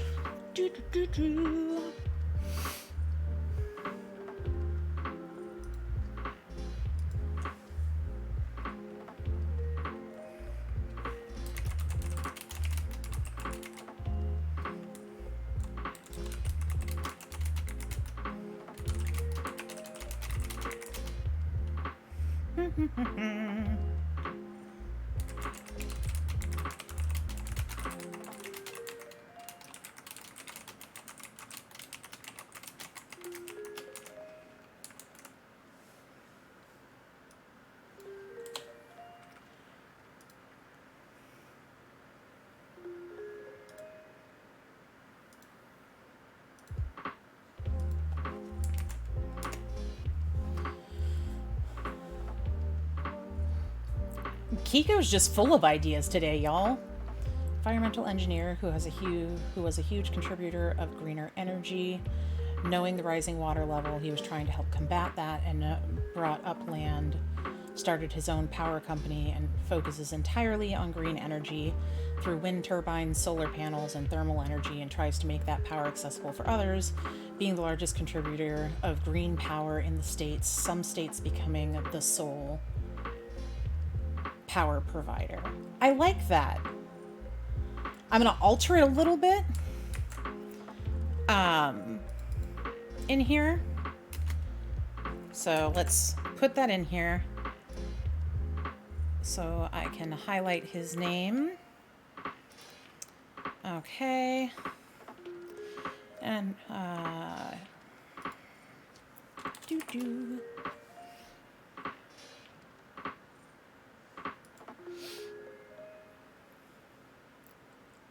No, you were not. We are talking about national heroes for this world I'm building and like important historical dates.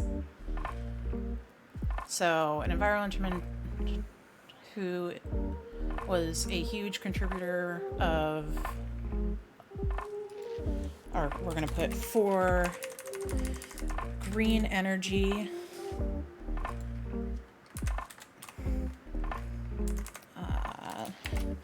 Knowing the rising water levels.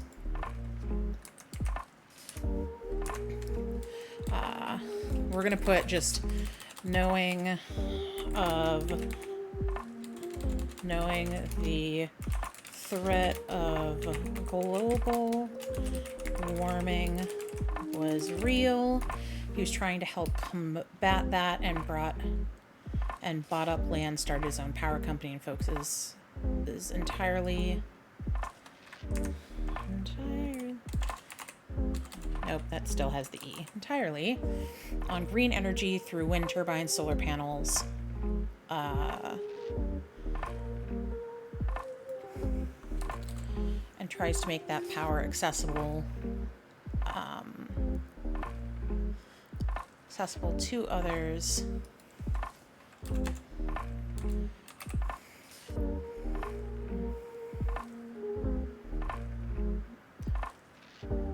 Some states, he even became the sole power provider. Let's see. His work continues to this day, and he goes as far as installing things himself in order to keep costs low. Thanks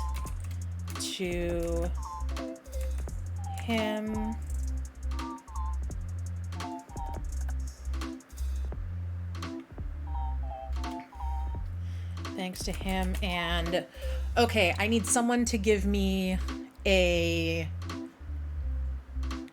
name of a bioengineer.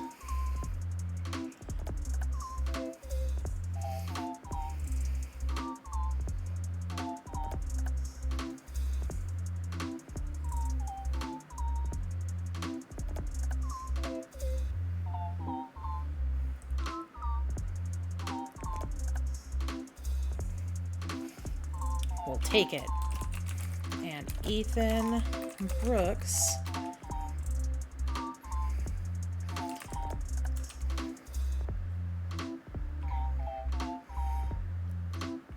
the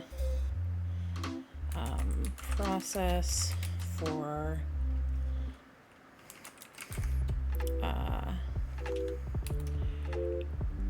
urban forests and flora, urban forests, and the modification of flora / fauna to survive in more urban areas was created. And then we'll make an entry for Ethan himself. Ethan Brooks, a bioengineer who modified various flora and fauna to survive when living on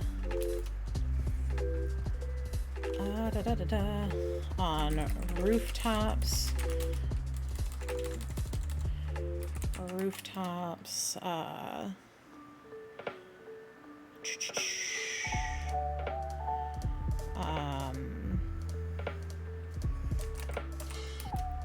sky bridges, and in artificial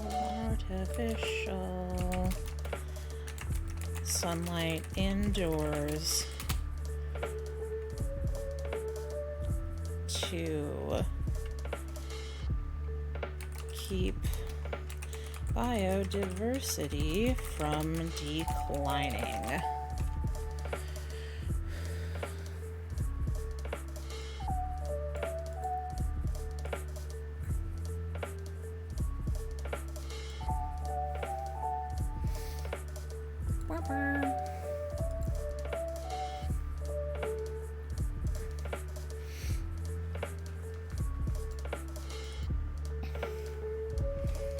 Okay, 2054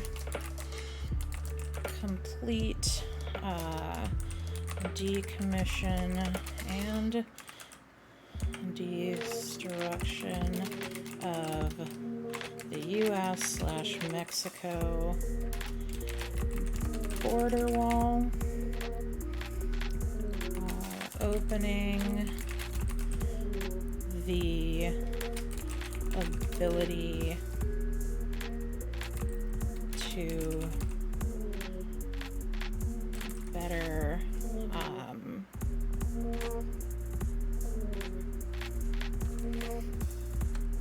or opening the way for looser immigration laws.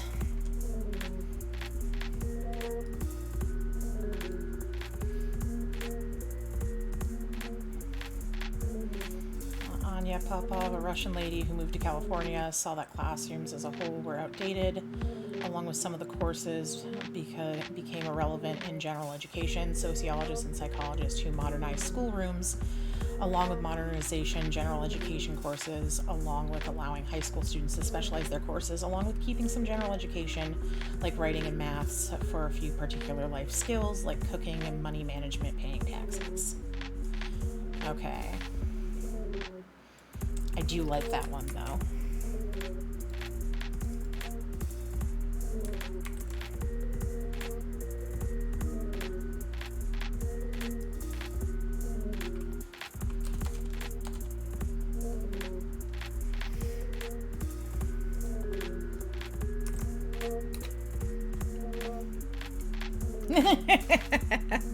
Listen, you come up with any other ideas, Kiko, you're more than welcome to shoot them into my DMs.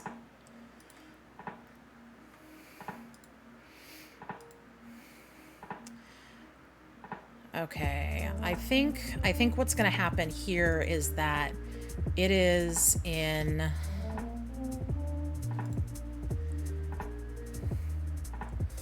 let's see.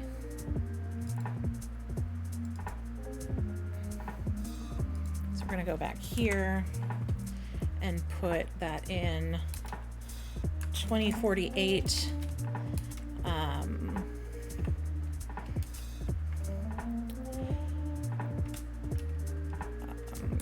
Catastrophic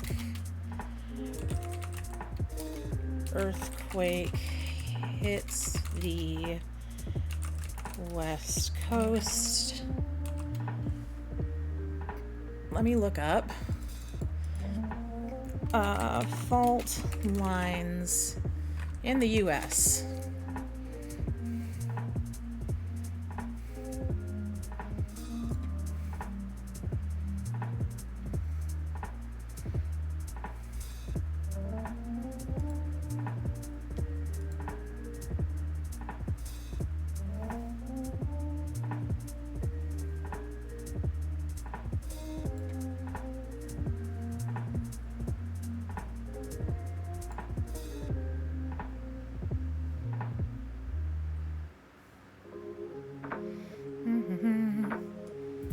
A majority of California is going to fall into the ocean.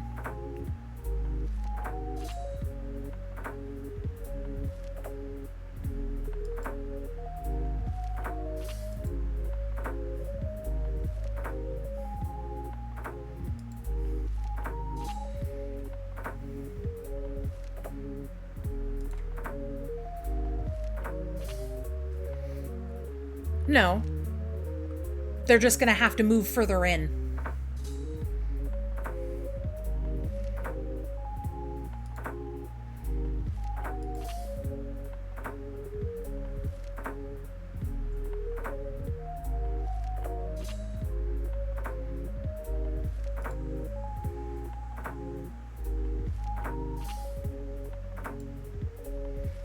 Let's look at this.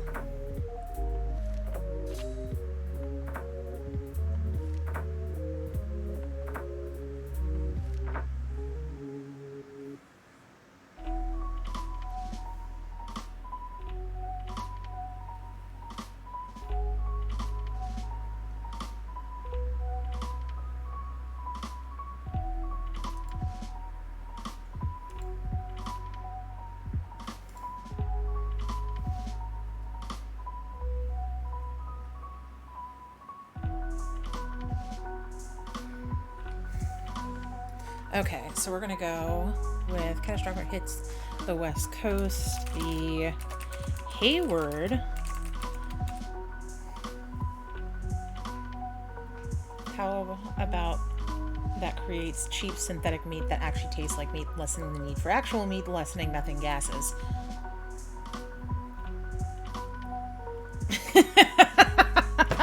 Damn it, Flisky.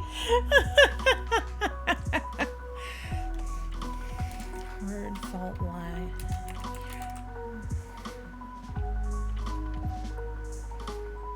The Hayward fault line.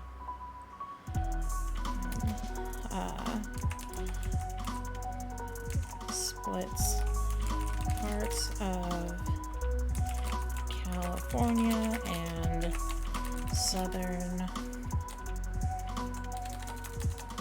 parts of California and southern Oregon into the Pacific.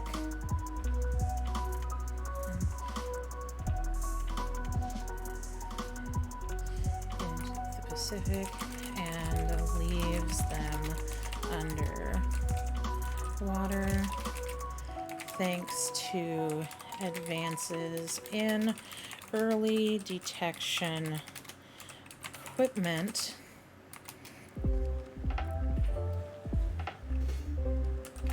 Evacuations were able to start a few days before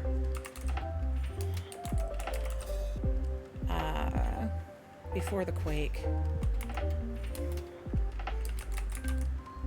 which lowered the death toll considerably.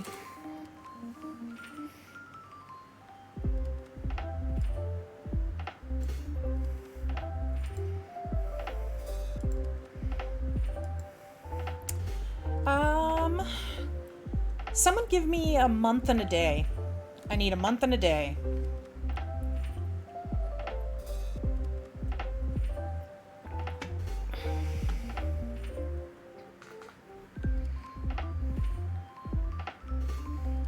July 28th? All right. That is the date of our catastrophic earthquake.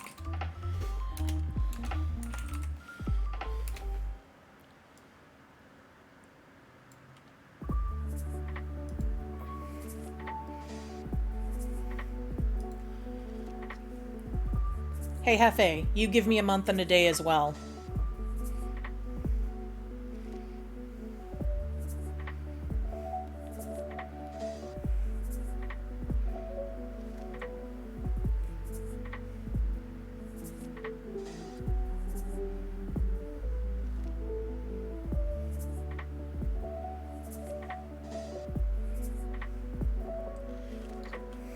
Okay. October 5th, 2050. Not 2050 L. What the L? What's the L for? It's me trying to hit the colon and it not happening. Wait. Phrasing. Anyway.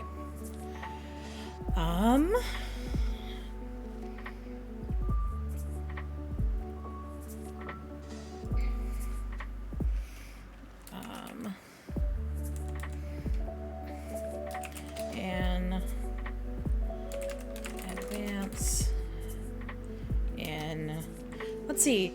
Creating a cheap synthetic meat, would that be like bioengineering or...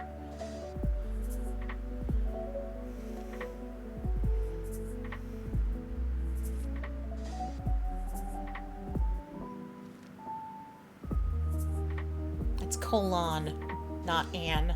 It's O-N. Oh, God.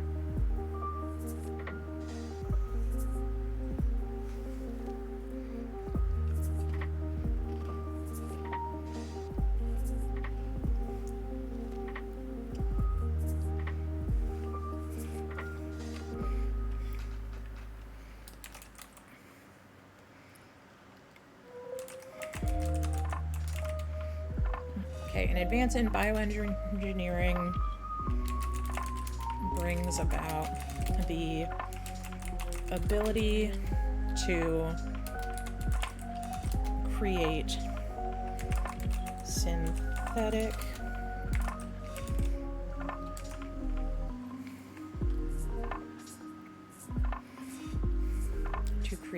synthetic meats made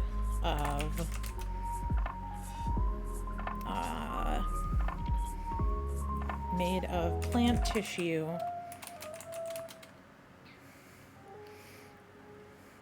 but has the same taste and feel of beef, pork, chicken. Of beef, pork, and chicken.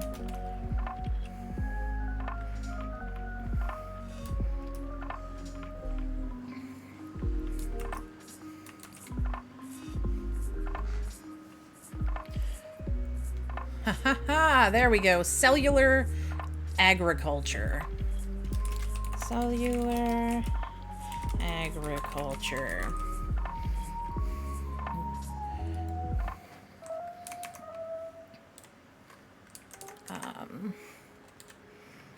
This leads to the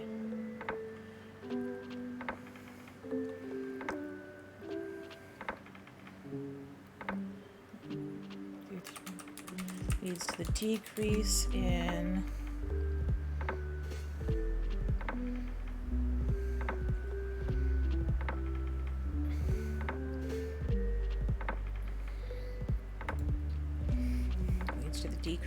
this leads to the decrease in need for, quote, actual meat and a decrease in greenhouse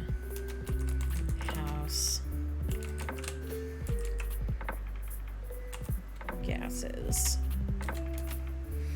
See, and the only reason I'm not putting a substitute for, like, milk in there is there's a humane way to get milk and everything that doesn't create greenhouse gases.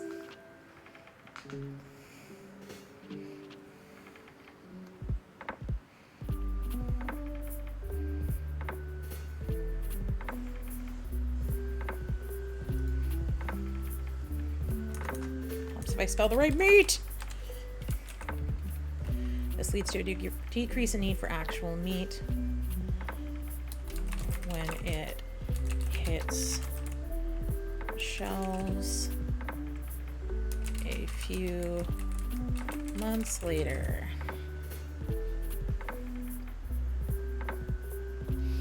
Meat's back on the menu, boys.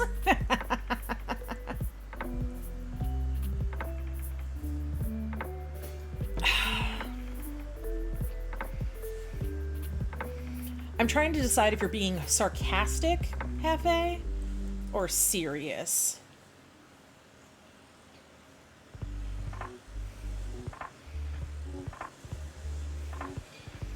I'm unsure because sometimes tone is hard to detect.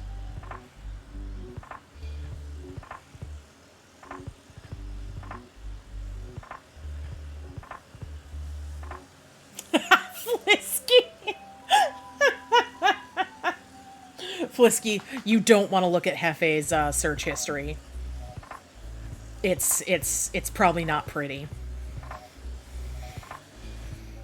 I've listened to him describe things you don't ever want to hear.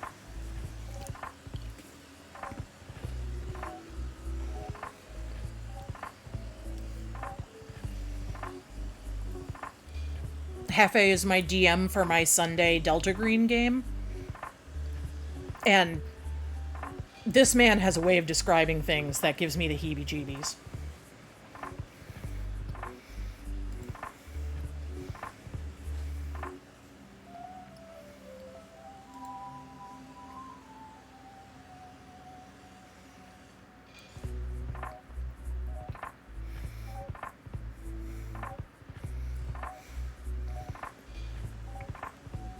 No, you just set it up so that others can talk about the messed up shit, and then you sit there and laugh.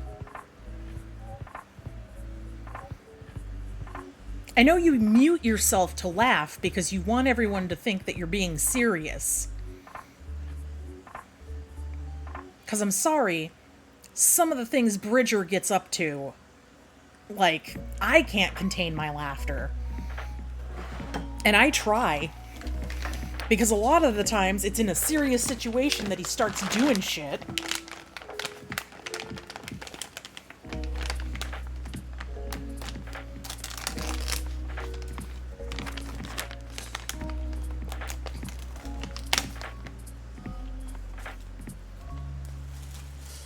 What's a filter? I lost mine. Also, I have dried tart cherries. I'm so excited.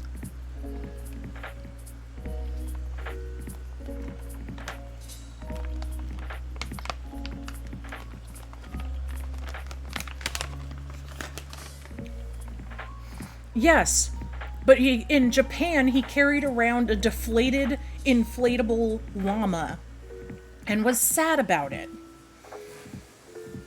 He also works for a government organization and tries to sell illicit substances to people. Regularly.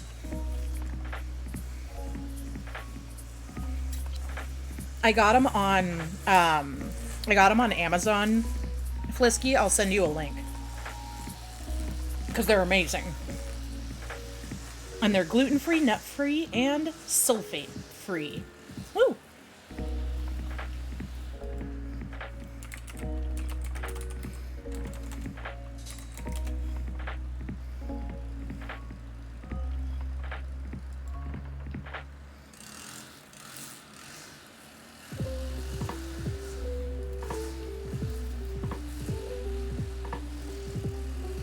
Like, is the 16-ounce bulk bag expensive as hell? Yes. Is it completely and utterly worth it? Also yes.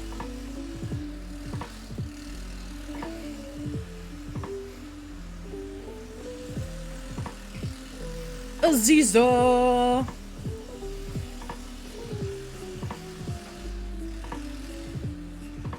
Boa, I'll shoot you the link too, since I have it saved right now while I'm looking for Flisky's name.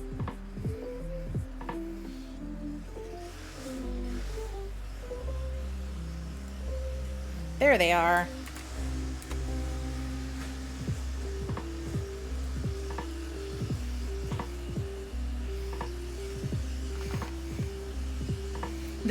These cherries are literally my brain food.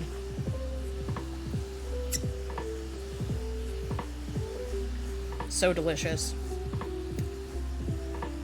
I love that our neighbor is currently weed whacking their backyard.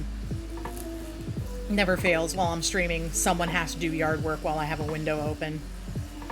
Damn it.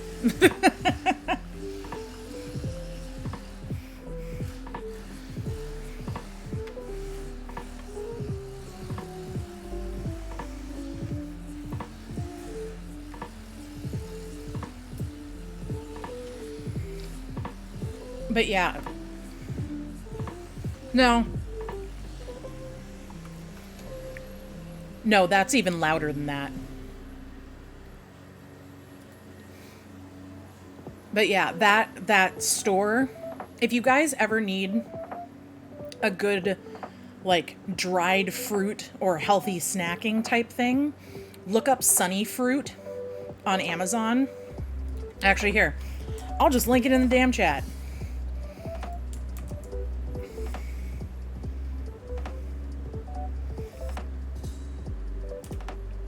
That is literally a link to the Sunny Fruit main page on Amazon. I've had their cherries, which are flipping delicious. Let me look. I've also had their apricots, which are delicious. Oh shit, they have mango!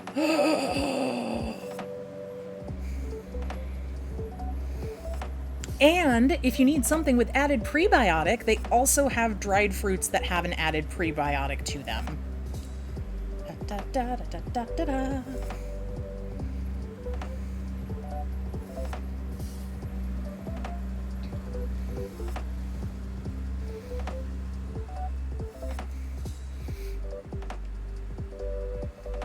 But yeah, they have raw cherry and hazelnut balls that are like little snacky things, and they sound amazing. There's also cherry and hazelnut balls. And now I'm just making myself hungry.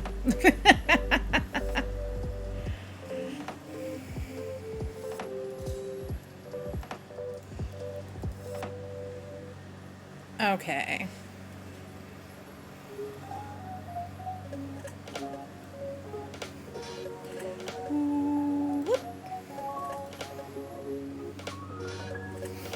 I'm trying to think. Like, we have plenty of national heroes type things. God damn it, Hefe.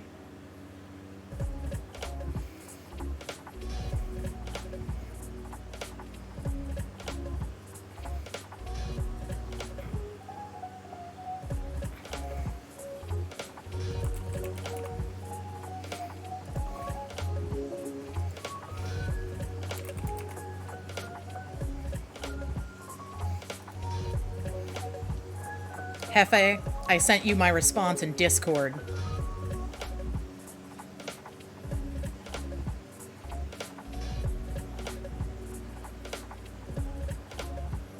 I'm looking at you, judgmentally.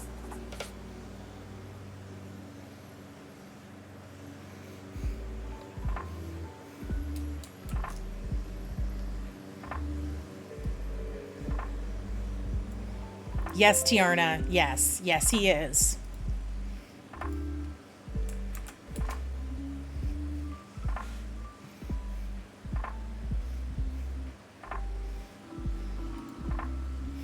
I literally sent him the gif of the dog bonking another dog, and it just says, go to horny jail. All I see are pics of boyfriend's feet. Thanks. I never sent you pics of Adam's feet.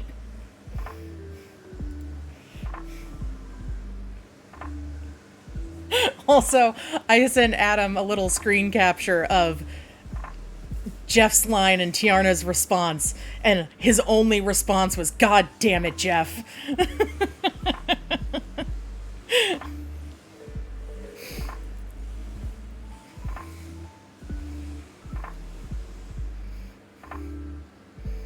This is why we can't have nice things, y'all.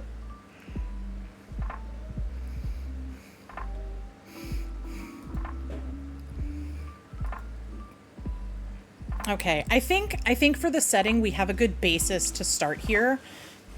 We can always come back over this. I think I'm going to start my streams going back over like whatever I worked last time during Prep-Tober. So, God damn it, Jeff.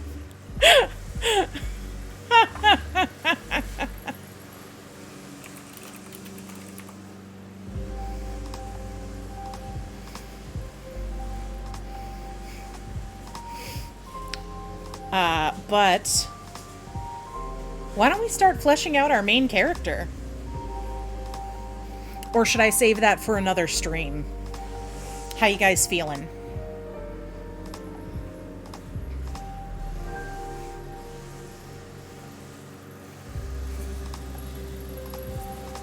How am I feeling? I'm feeling good.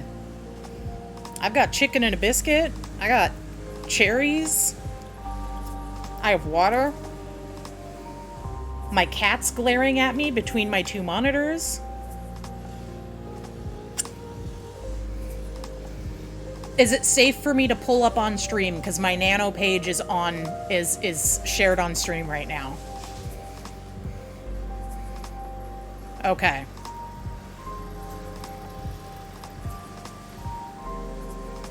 Accept.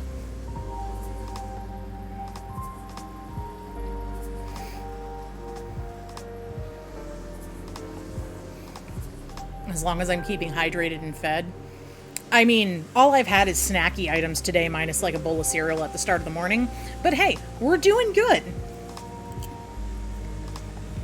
Half the time I don't eat while I stream, and then I end up like dying of hunger. So I'd call it a win.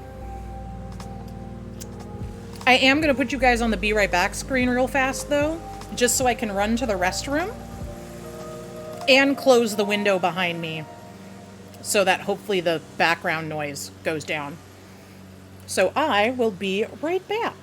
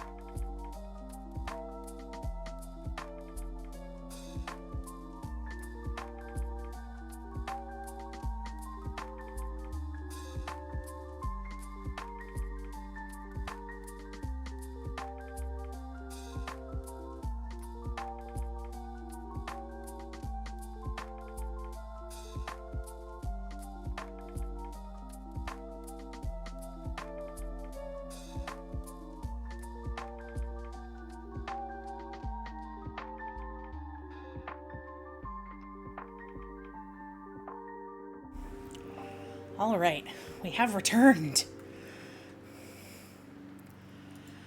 So I'm going to skip over name for right now, because I feel like names just kind of eventually come to us when it feels right. Da da da.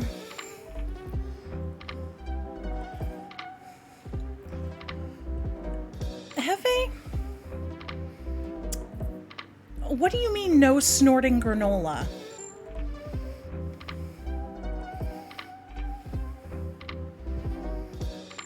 I'm concerned. I have a concern, sir.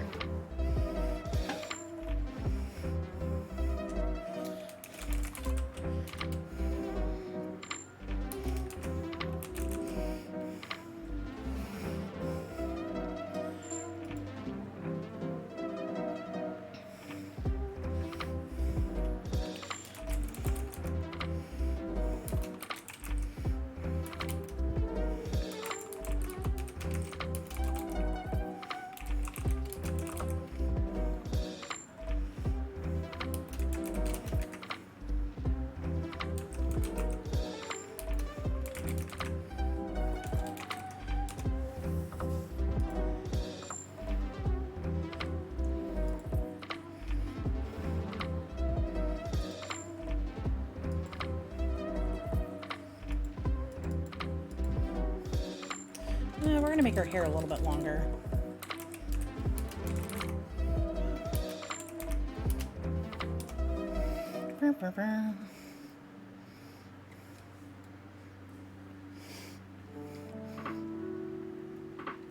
I have never heard the granola story, Hefe.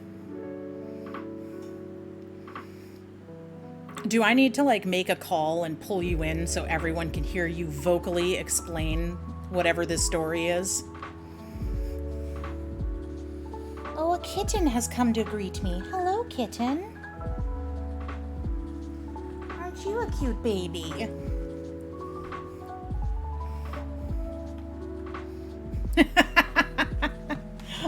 I knew that was going to come up the moment that I mentioned she was right here. Nope, we don't want that one. We want these.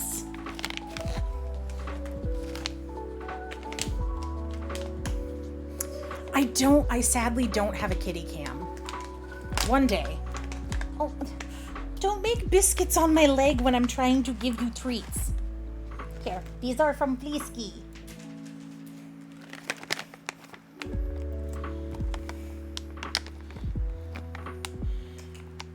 You know what I do have, though? Give me a second, Aziza, and I can show you. I mean, it goes up the back of my nose and I have to blow it out. Oh God. No, Hefe. Just no. Add a source, an image, add source. Where is it?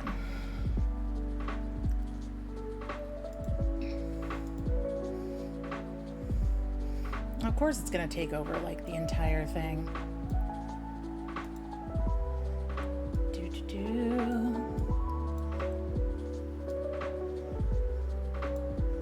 Thanks to my friend Zay for making this. But this is my sweet babe, Luna. She is a 3-year-old rescue. And probably the sweetest damn cat in the universe. She is a good bean. She's very food motivated, though. Like, she will do just about anything for treats.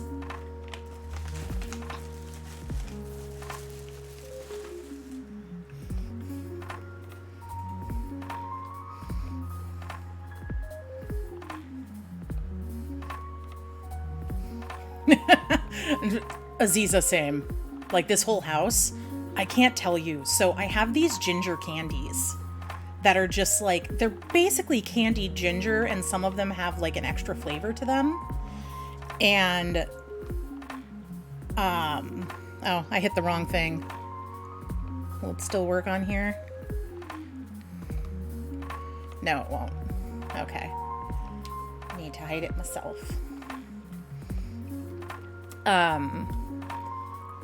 But literally, if I ask Adam to do something and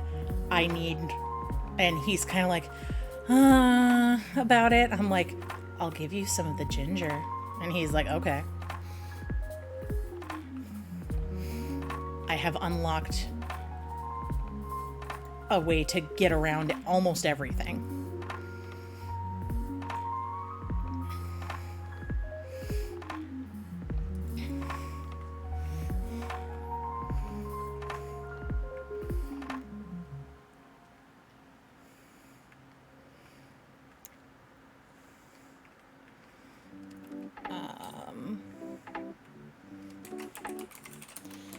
So she's gonna have like silver blue eyes, no glasses. Height, she's gonna be like 5'4".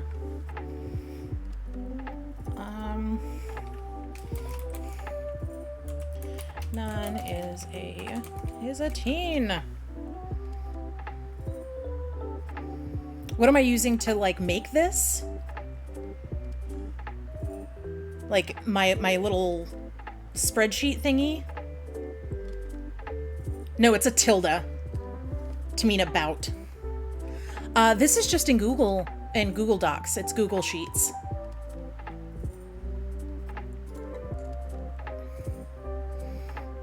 If you want, Hefe, I can share the master file I have of this to you, and then you can just make a copy of it.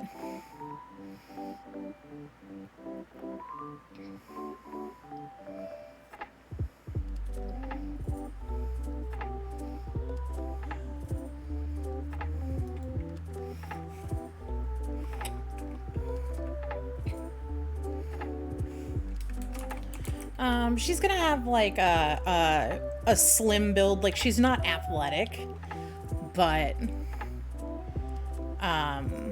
let me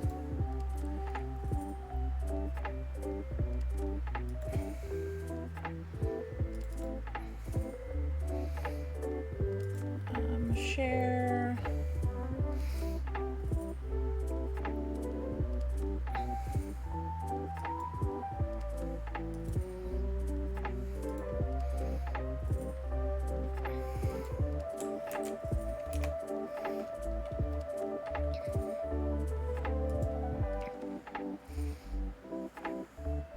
There you go, Hefe.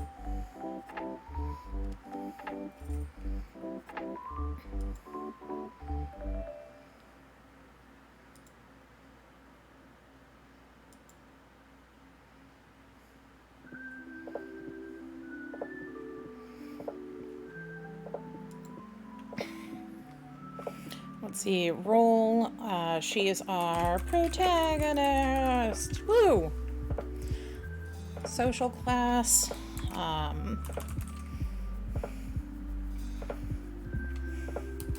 Upper class. Daughter of the creator.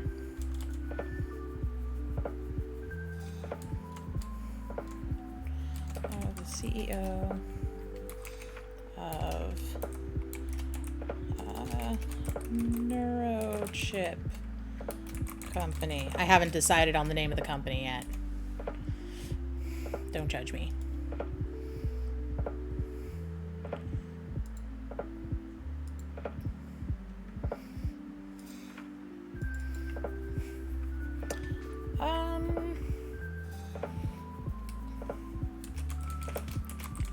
I have to put accent as West Coast because I don't think we really have an accent out here.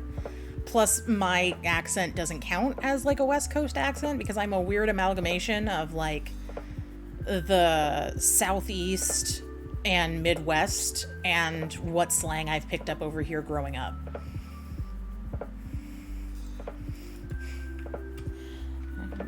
Okay. what others think.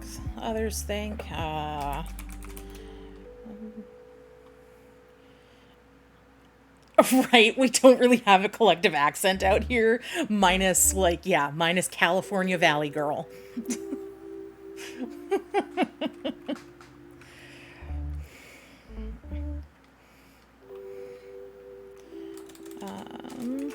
She's just an average girl from a rich family. Yep, that's all anyone thinks of. Okay. Okay, this is where I gotta bust out my book. Where did I put it? Because I need names.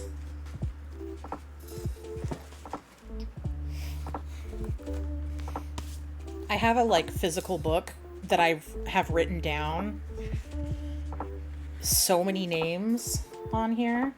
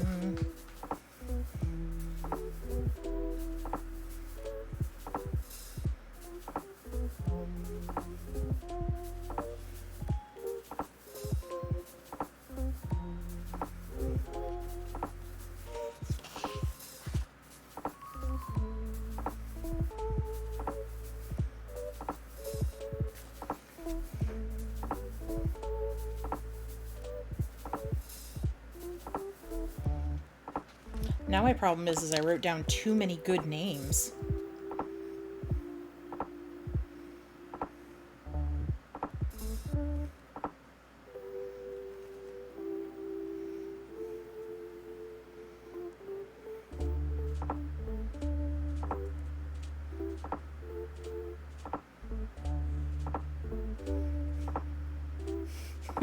I shall name you Pillow.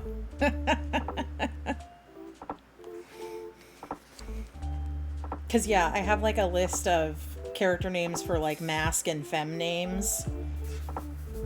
And then a huge list of just, non-binary names that could go either way.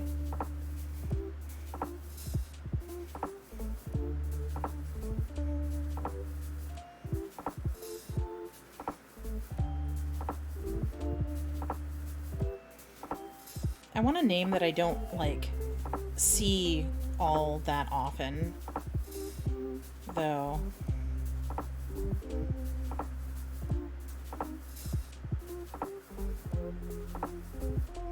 Haboa. Ooh. It's so fancy. God, you work so fast.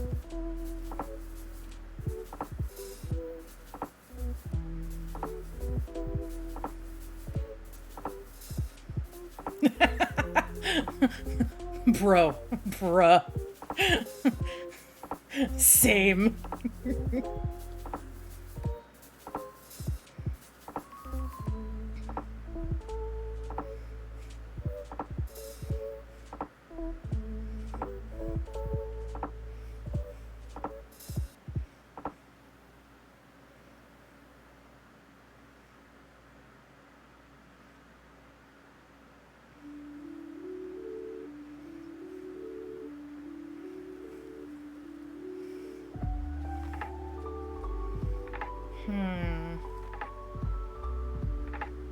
Enjoy the added word. Uh-oh. I'm afraid to click over now. God damn it.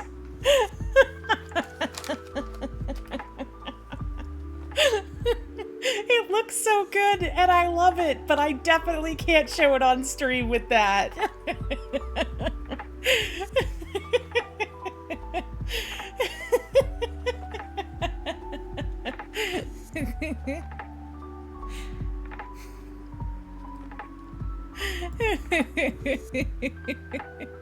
Oh my god, it's so beautiful though.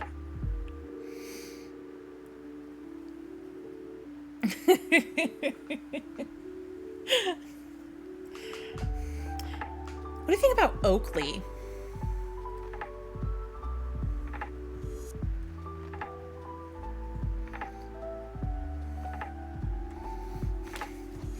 Like I keep coming back to like for a first name between like Oakley, Rowan, and Reese.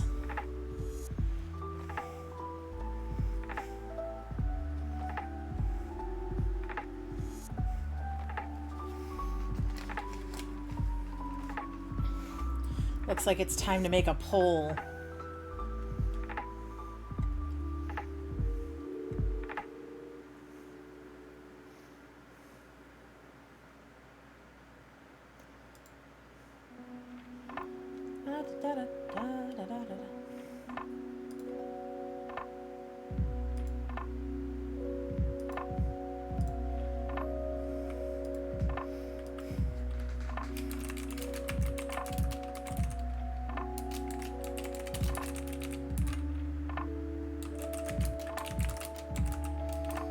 Let me get this poll out here.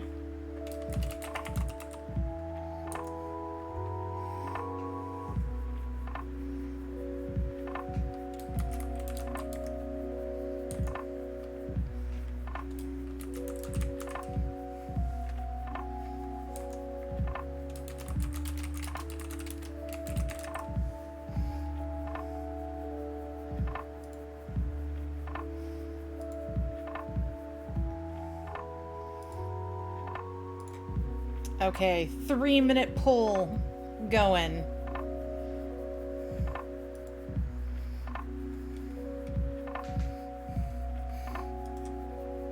And let me. I'll have to pull this over here so it can get added in here so you guys can see it. Look at Boa's arts. Isn't it so pretty? I love my little fang.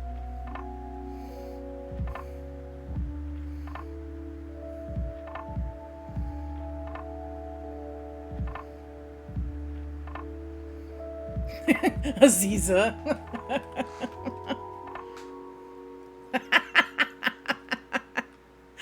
Can I see the added word version?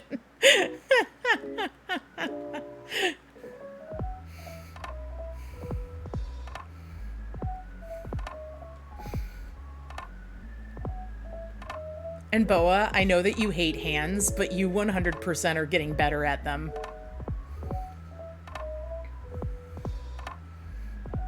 I still love my little thingy. It's so cute. Just a...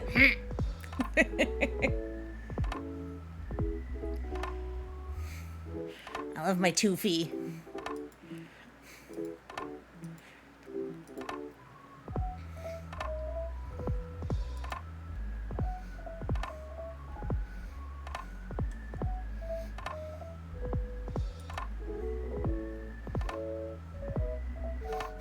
I voted for Bayou Billy, the Gator Wrangler.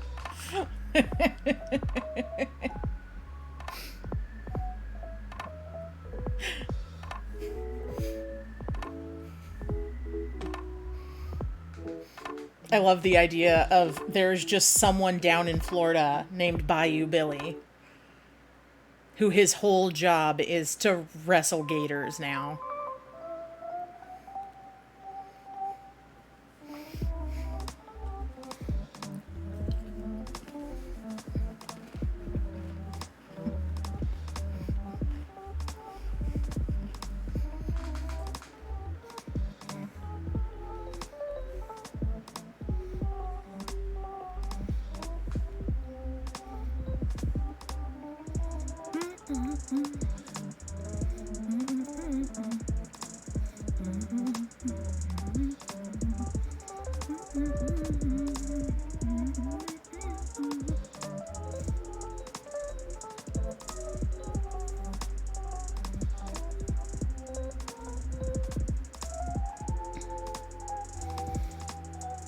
All right.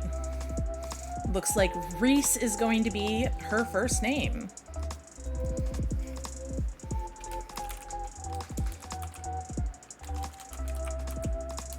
But I'm going to make her middle name Oakley.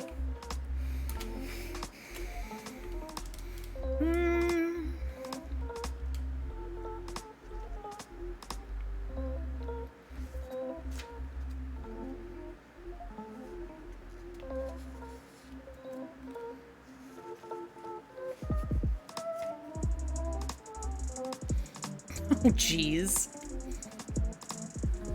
You are silly, Kiko.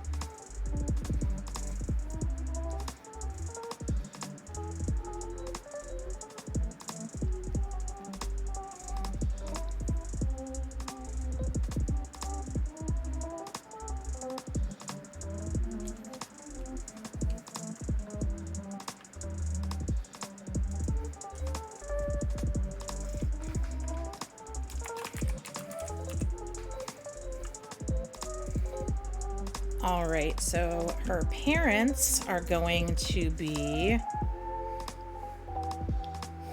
and just make them all pointy, just rawr, like their little claws.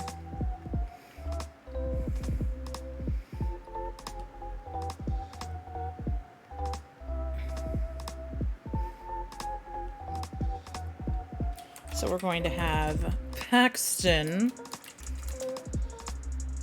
and Vera Lambert.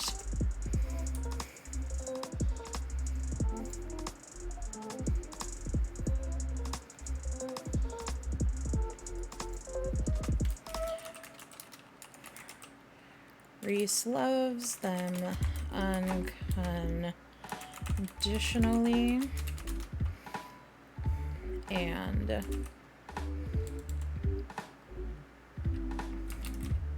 wants to make them proud, which is why she has willingly become the the face of the company when it comes to the neurochips.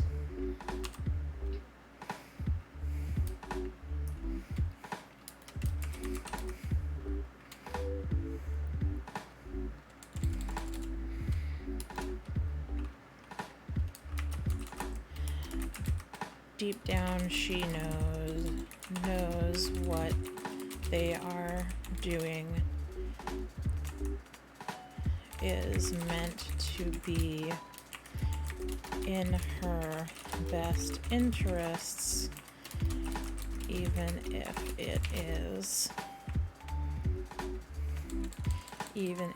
in the long run it is doing more harm than good,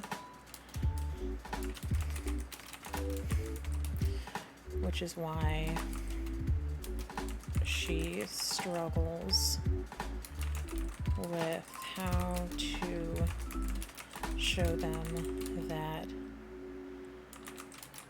the chips are not the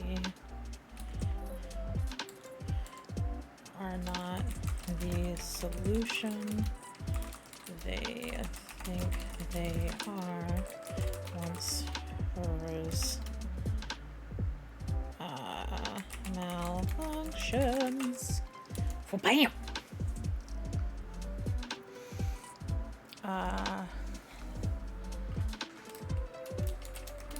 Okay. An older brother. Let's see.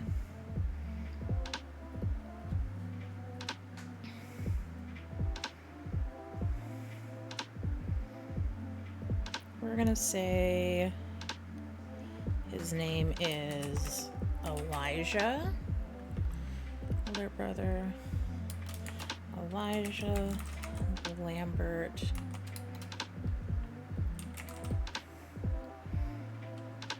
Age 25. XD. Let's see.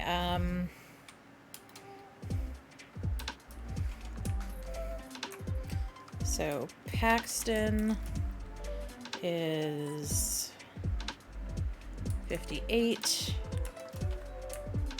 And Vera is 55.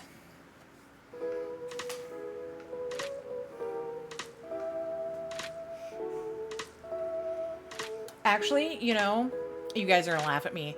Boa, after reading Flisky's comment there, I literally took my hand and covered my face. And I was like, oh yeah, my hand is about half the size of my face. I was like, wait, is that a thing? Oh!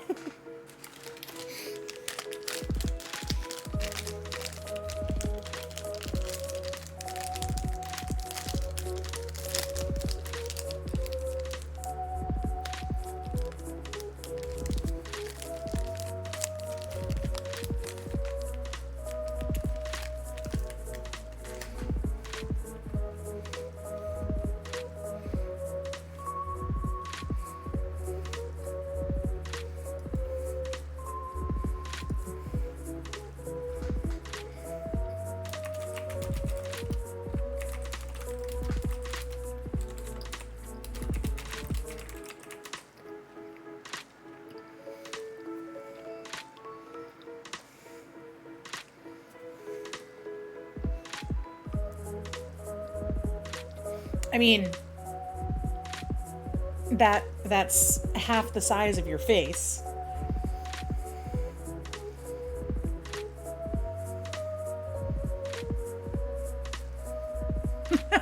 Whiskey.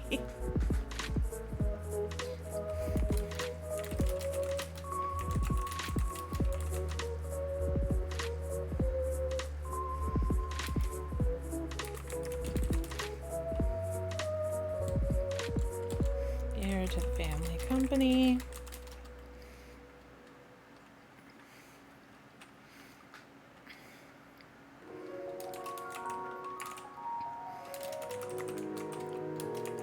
While Reese looks up to him and will often go to him for advice, he sees her more as a research project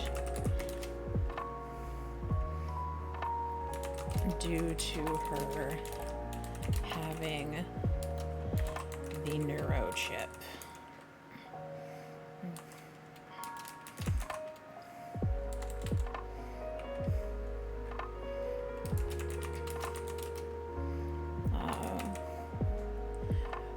With the chip, watching her interactions and reactions to various stimuli.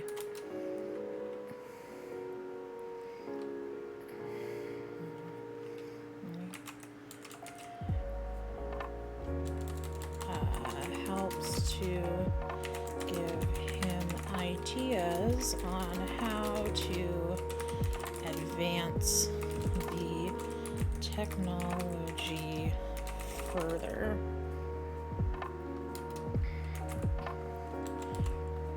in his current position at the company.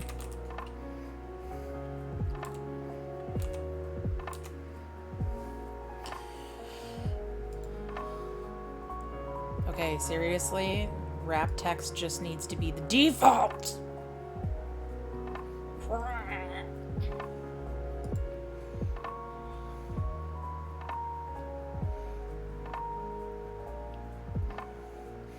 Oh, I'm sorry your spine hurt, Kiko. I know you work from home. Could you, like, lay on your bed for a little bit to kind of stretch yourself out some? Would that help?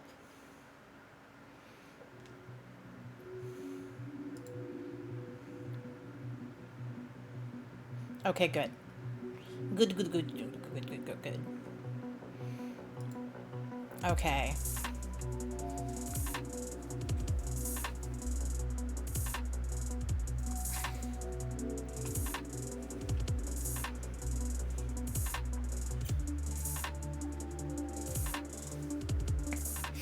I just like the idea of you just showing up at a doctor's office and being like, crunch me. Just beautiful. Hey, Flisky.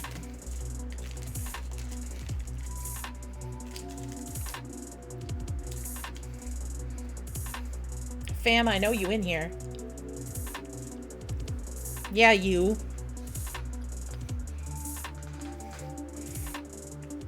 Give me a name. Give me a good non-binary name. I have a list here, but I want your personal selection.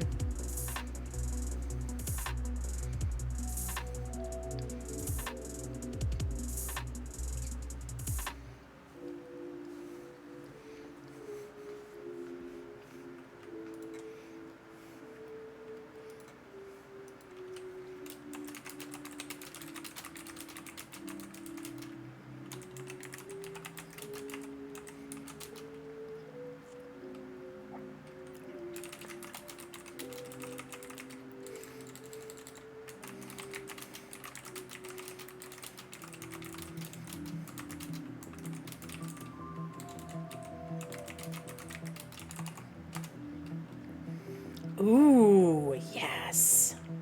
I like it.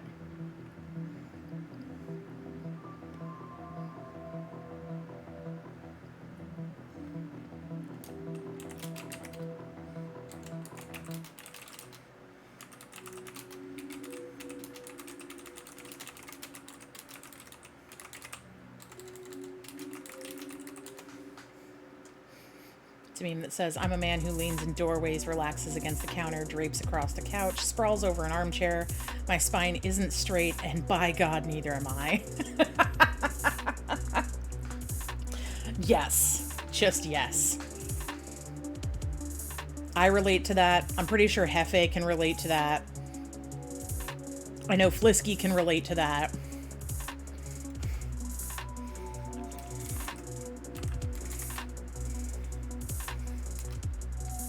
All right. Quinn. What's a good last name for Quinn?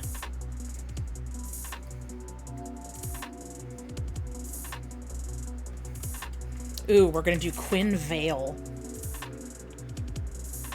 The only thing straight about me is that I'm a straight up bitch. That's literally how I heard it in my head.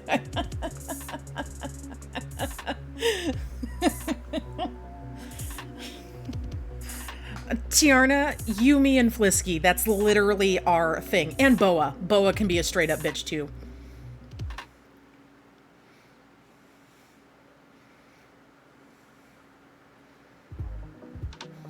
No offense to Boa. I love you.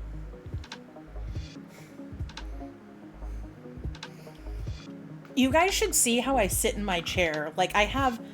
To try to explain this, I have my left hip on one side of my chair, and then, like, my torso is pushed towards the right, and then my upper... Like, my shoulders and my head are leaning to the left as well. And so, like, I'm essentially in, like, a Z or an S pattern in my chair.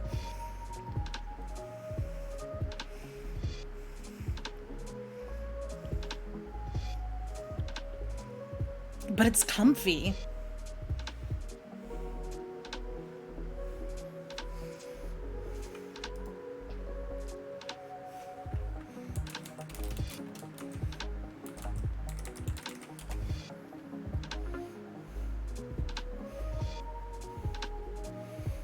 Okay. Quinn is Reese's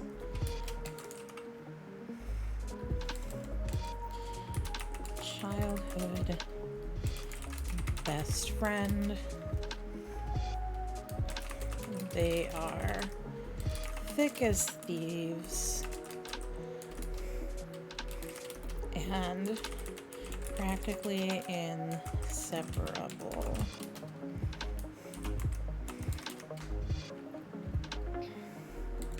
We're gonna put unbeknownst to Reese,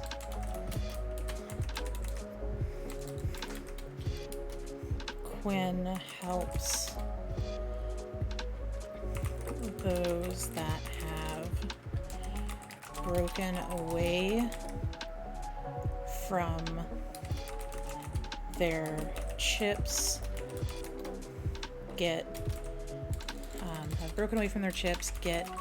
their feet back under them and help them process the potential new normal that they will face.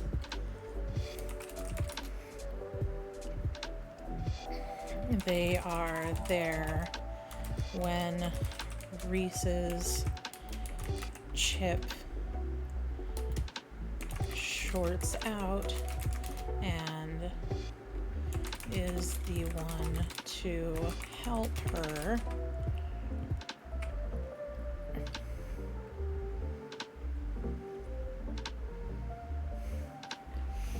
Oh, dude, guys, I ordered myself a chair, and y'all are gonna laugh at me.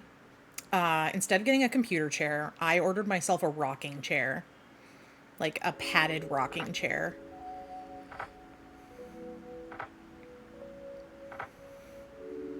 Because I stand a good rocking chair.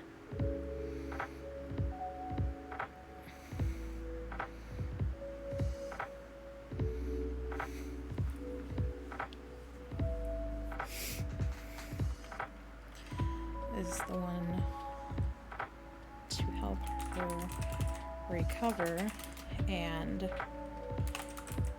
keep her hidden until she is ready to decide if she is going to keep her chipless life. Bam!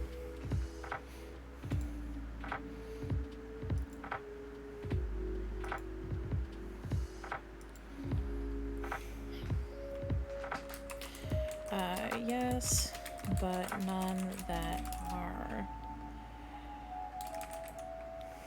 nearby.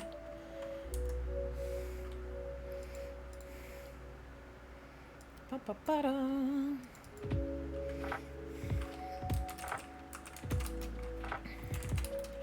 Reese is very close to both sets of her grandparents.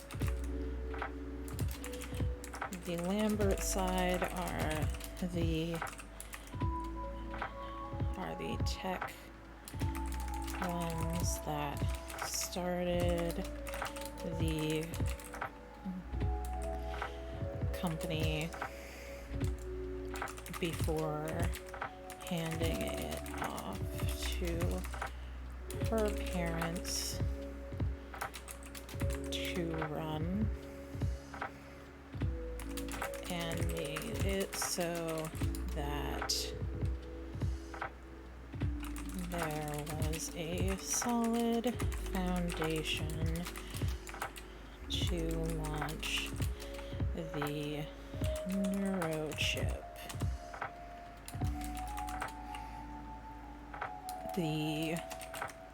Oh, we don't want another L last name.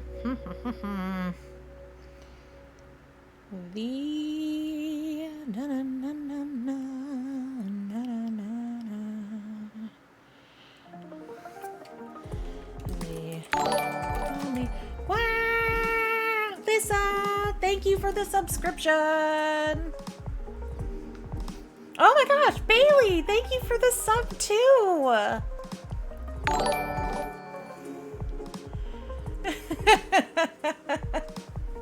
No idea.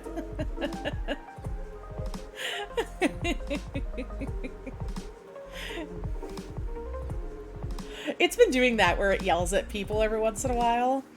Also, why are, like, I hear my alerts going off, but I don't see them. I think I just put them in the wrong order. Oh, yeah. They need to be up here. There we go. Fixed it. How are you two doing?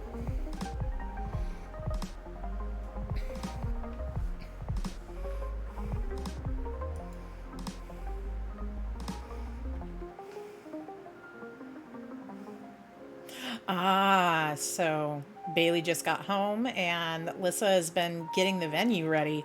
Oh yeah, for Salt tomorrow.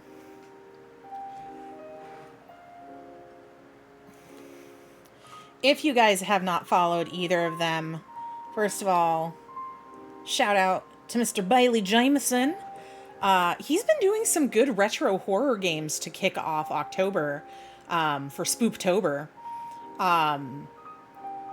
And he has chaos tricks enabled, which is extremely amusing to mess with him with. And he's just absolutely hilarious. And he has the cutest dog in the world. And you can give the cutest dog in the world treats for channel points. So, I mean, why not go spoil a adorable puppo? I mean, I just feel like that's the right way for the world to function.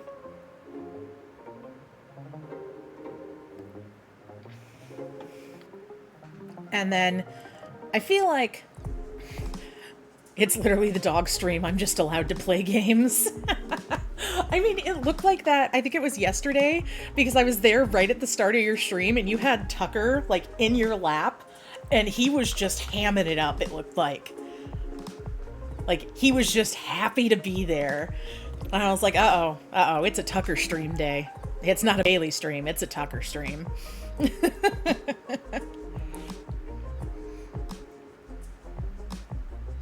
Bailey, you know what you should do? You know what? I'm not going to say it on stream. I'll message you because I think it's a genius idea. But the other one, the wonderful Lissa Ishida, who was just live a little bit earlier this morning doing some Phasmophobia. She is also doing all like spoopy scary games all month long. And just, she's hilarious. She's an amazing person in general. She does a lot of charity work and loves fundraising for great causes. She is the one who started Aloha Spirit, that I help like manage / run with her. But she's the head honcho over that and is just a fantastic human being. So if you haven't followed either of them, make sure. My current charity is me, but my current charity is the Room to Read.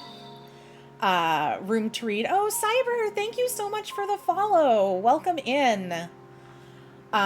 So Room to Read is, oh, it's Siriu. Hello. So, Room to Read Foundation is a foundation that raises money in order to help ensure literacy and gender equality in learning and education worldwide. Their current focuses are Asia and Africa, who historically have had the lowest education and literacy rates. So what they do is they try to work with local governments and schools and communities to ensure that there is access to appropriate reading materials and education materials. And they start right from like entry-level education all the way through high school, especially making sure girls get their education.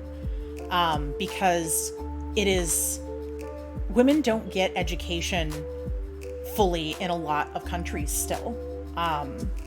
So they want to make sure that there is equality in education worldwide. So it's a fantastic charity. I want to try to raise $1,000 by the end of November, which I know is kind of a lofty goal, but I want to do that because this is something passionate, like, for me, because I love reading, I love writing, I love books. A lot of you that have been here for a while, I've talked about being autistic, and literally my main focus and obsession is books. I love books. I love everything about books. I will talk about them. I will write them. I will talk about like art created from them. And so this just felt like the right foundation to choose. Especially because it has a global impact. So what I'm also doing is that depending on how much you donate, you can name something in my story. So $5 and over, you can name a company, a band, or an item that's in the story. $10 and over, you can name a place or an event that happens. And then $15 or over, you can name a character. I do have to ask they not be trolly names because this is a semi-serious story that'll have some comedic elements to it, but I want to keep it as serious as possible. But that's what I'm doing, and I'm going to be streaming, I think, at least every Monday, and maybe like every other Friday is going to be prep before NaNoWriMo begins, which is National Novel Writing Month at the start of November. And then I have 30 days to write 50,000 words. But before then, I can work on character building and world building and outlining and everything, which I want to do on stream with you guys before I start streaming every day, where it's going to be a lot of lo-fi chill music and me typing like crazy and chatting with other people that are also writing throughout the month.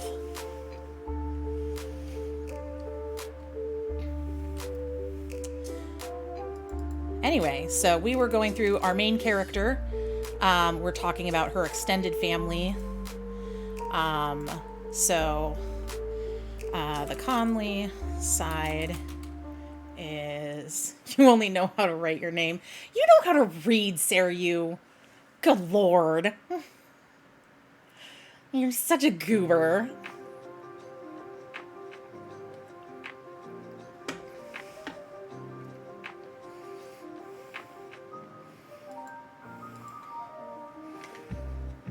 But yeah, if you would like to donate to Room to Read, there is a QR code that you can scan with your phone in the bottom right corner of the screen, or I pinned a message at the start of the stream where if you scroll to the bottom of that message is a link to Tiltify where you can donate as well.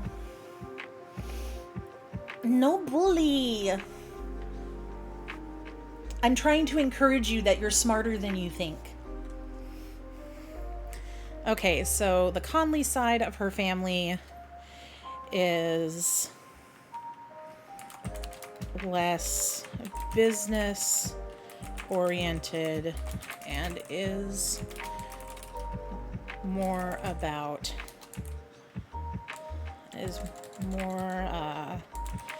built on the idea of acceptance and community work. They do a lot of charity work as well as just contributing to community projects in their area. Ah! Give me my rap text, dang it! Hi, I've been fighting with rap text the entire stream. It's been kind of frustrating, but we're still here.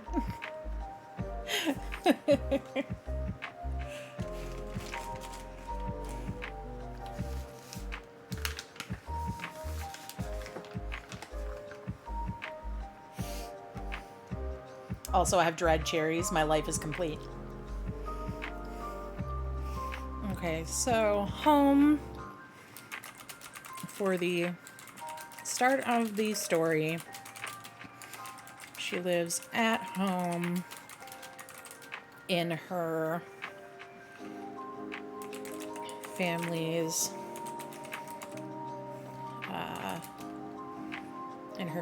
penthouse. Has a very modern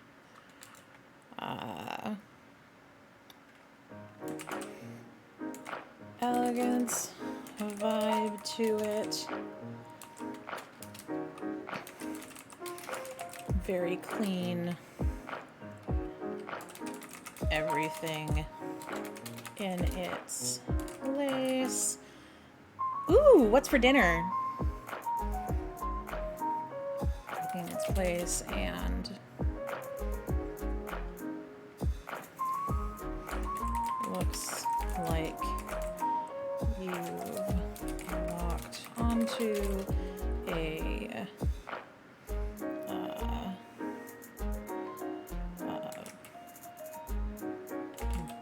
magazine cover.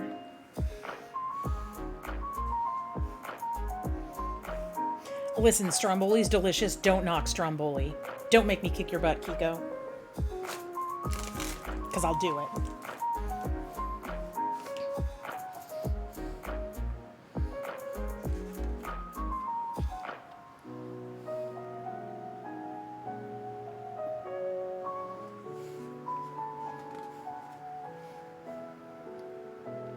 You want to name a character? Why are my alerts for that not going off?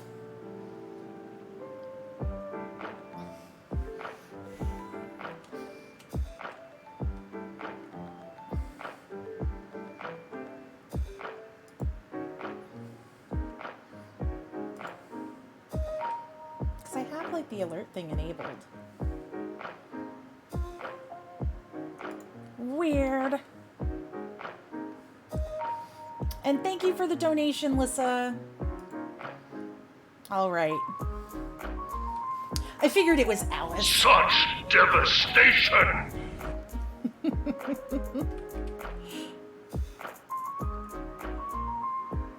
All right. Hold on, let me duplicate this. Move it over here.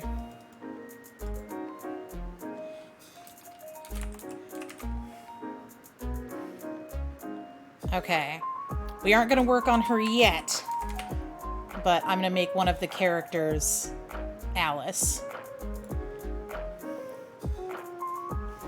Treat the Luna. I don't even know if she's out here. I mean, she'll be out here in a second.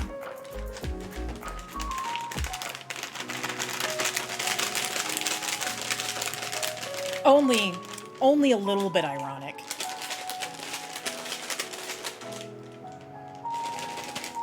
Luna!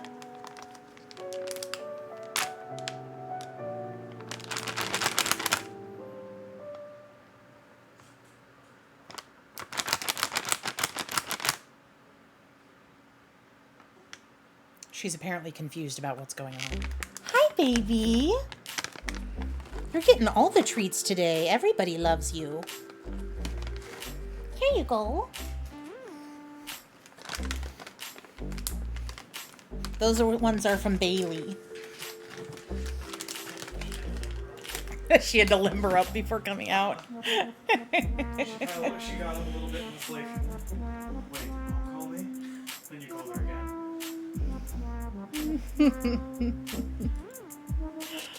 Oh no, Hefe.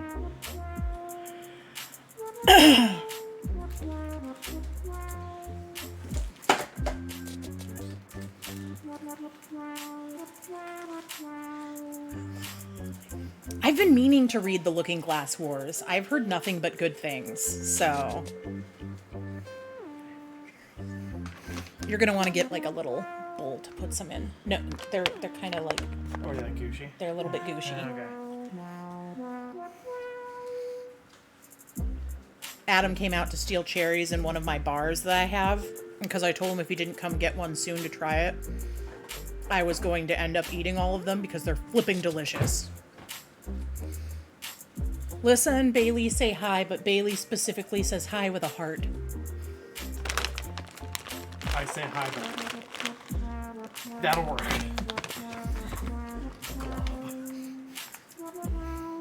And Hefe says thanks for the feet, Adam. Listen, I give free feet to some people.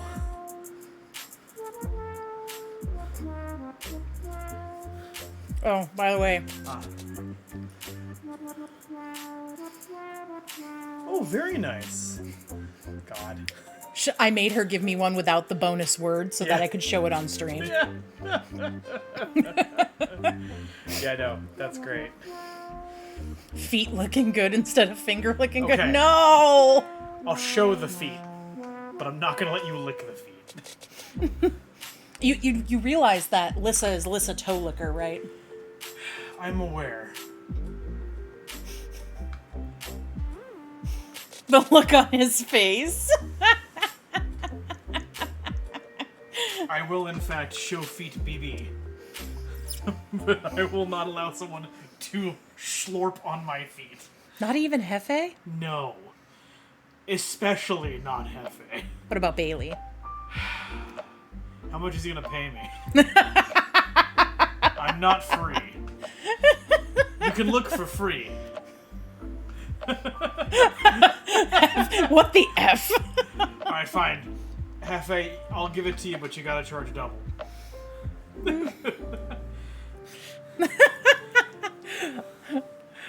Bailey, apparently you are also entitled to free feet from Adam. If you want to lick them, though, you have to pay. Garrett dies next session. I cry. You already killed one of my boys, don't kill another one. Monster. Lissa's like double of 0 is still 0. Oh no. Listen. Bailey wants to know what your wiki feet name is. God. That's terrible. You can look for free is the most prostitute thing I've heard him say. Said that? Kiko? Kiko hasn't heard enough of me. Yeah. That's a pretty whorish thing to say. Yeah.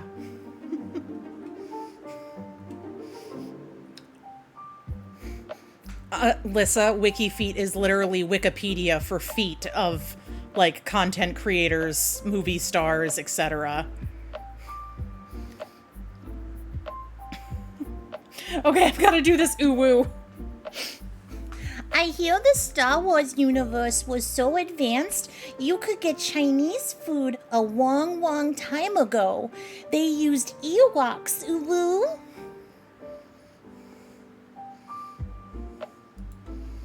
You're welcome, Hefe. What the fuck is wrong with the people?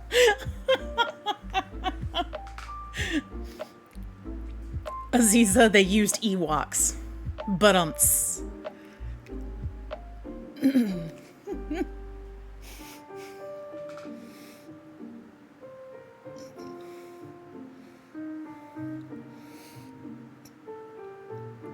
Hefe, I will give you this. After you saying you had a good one, that was actually a good one.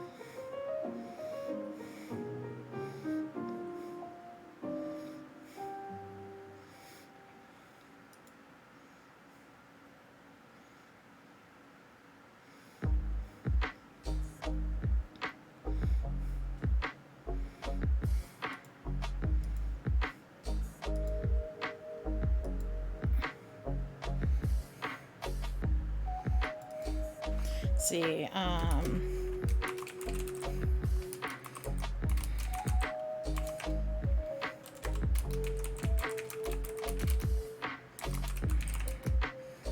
in a modest house with Quinn and their family.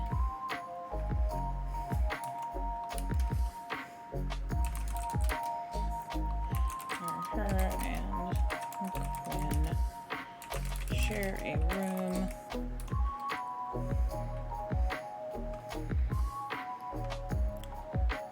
Do.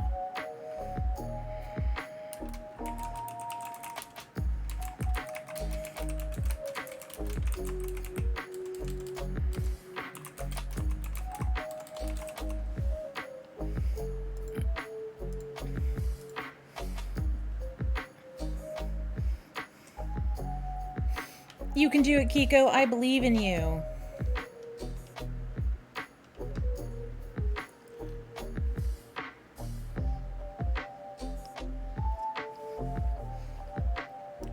Kiko, I'm sorry. I haven't amassed enough power to do that yet.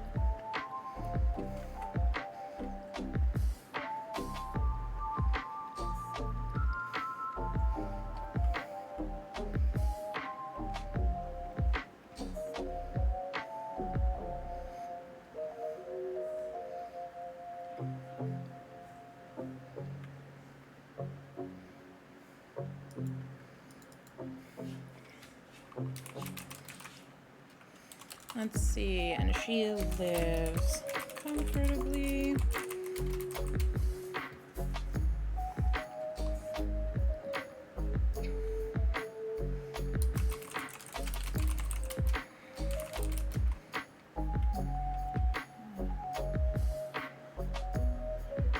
About what / how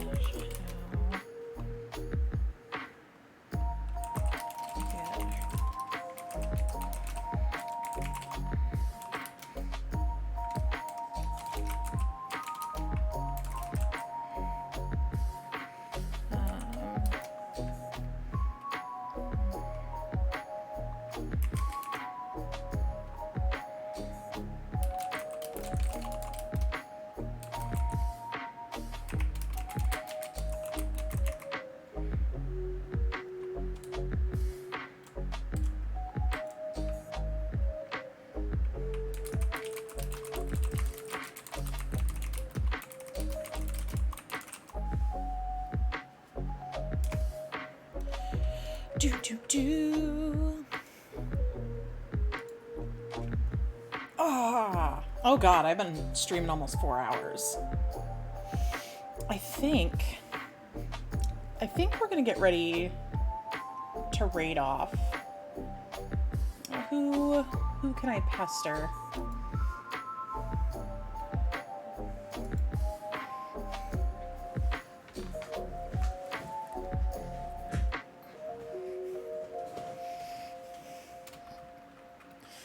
Do.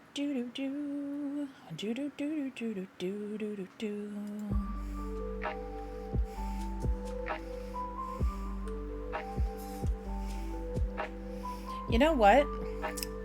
I don't get to raid this person often because we usually don't stream around the same times.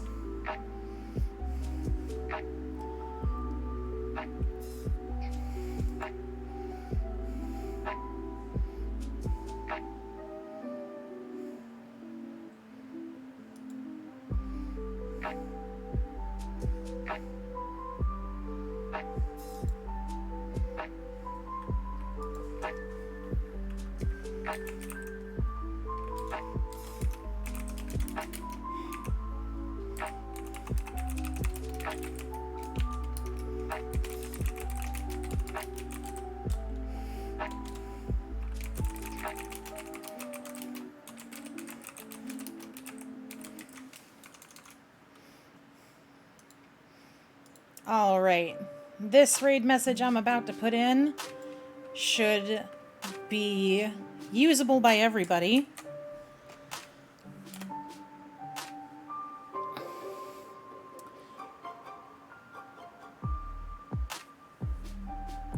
And we're going to raid over to Mr. Jukebox Hero. He's playing, I believe, Castlevania Symphony of the Night.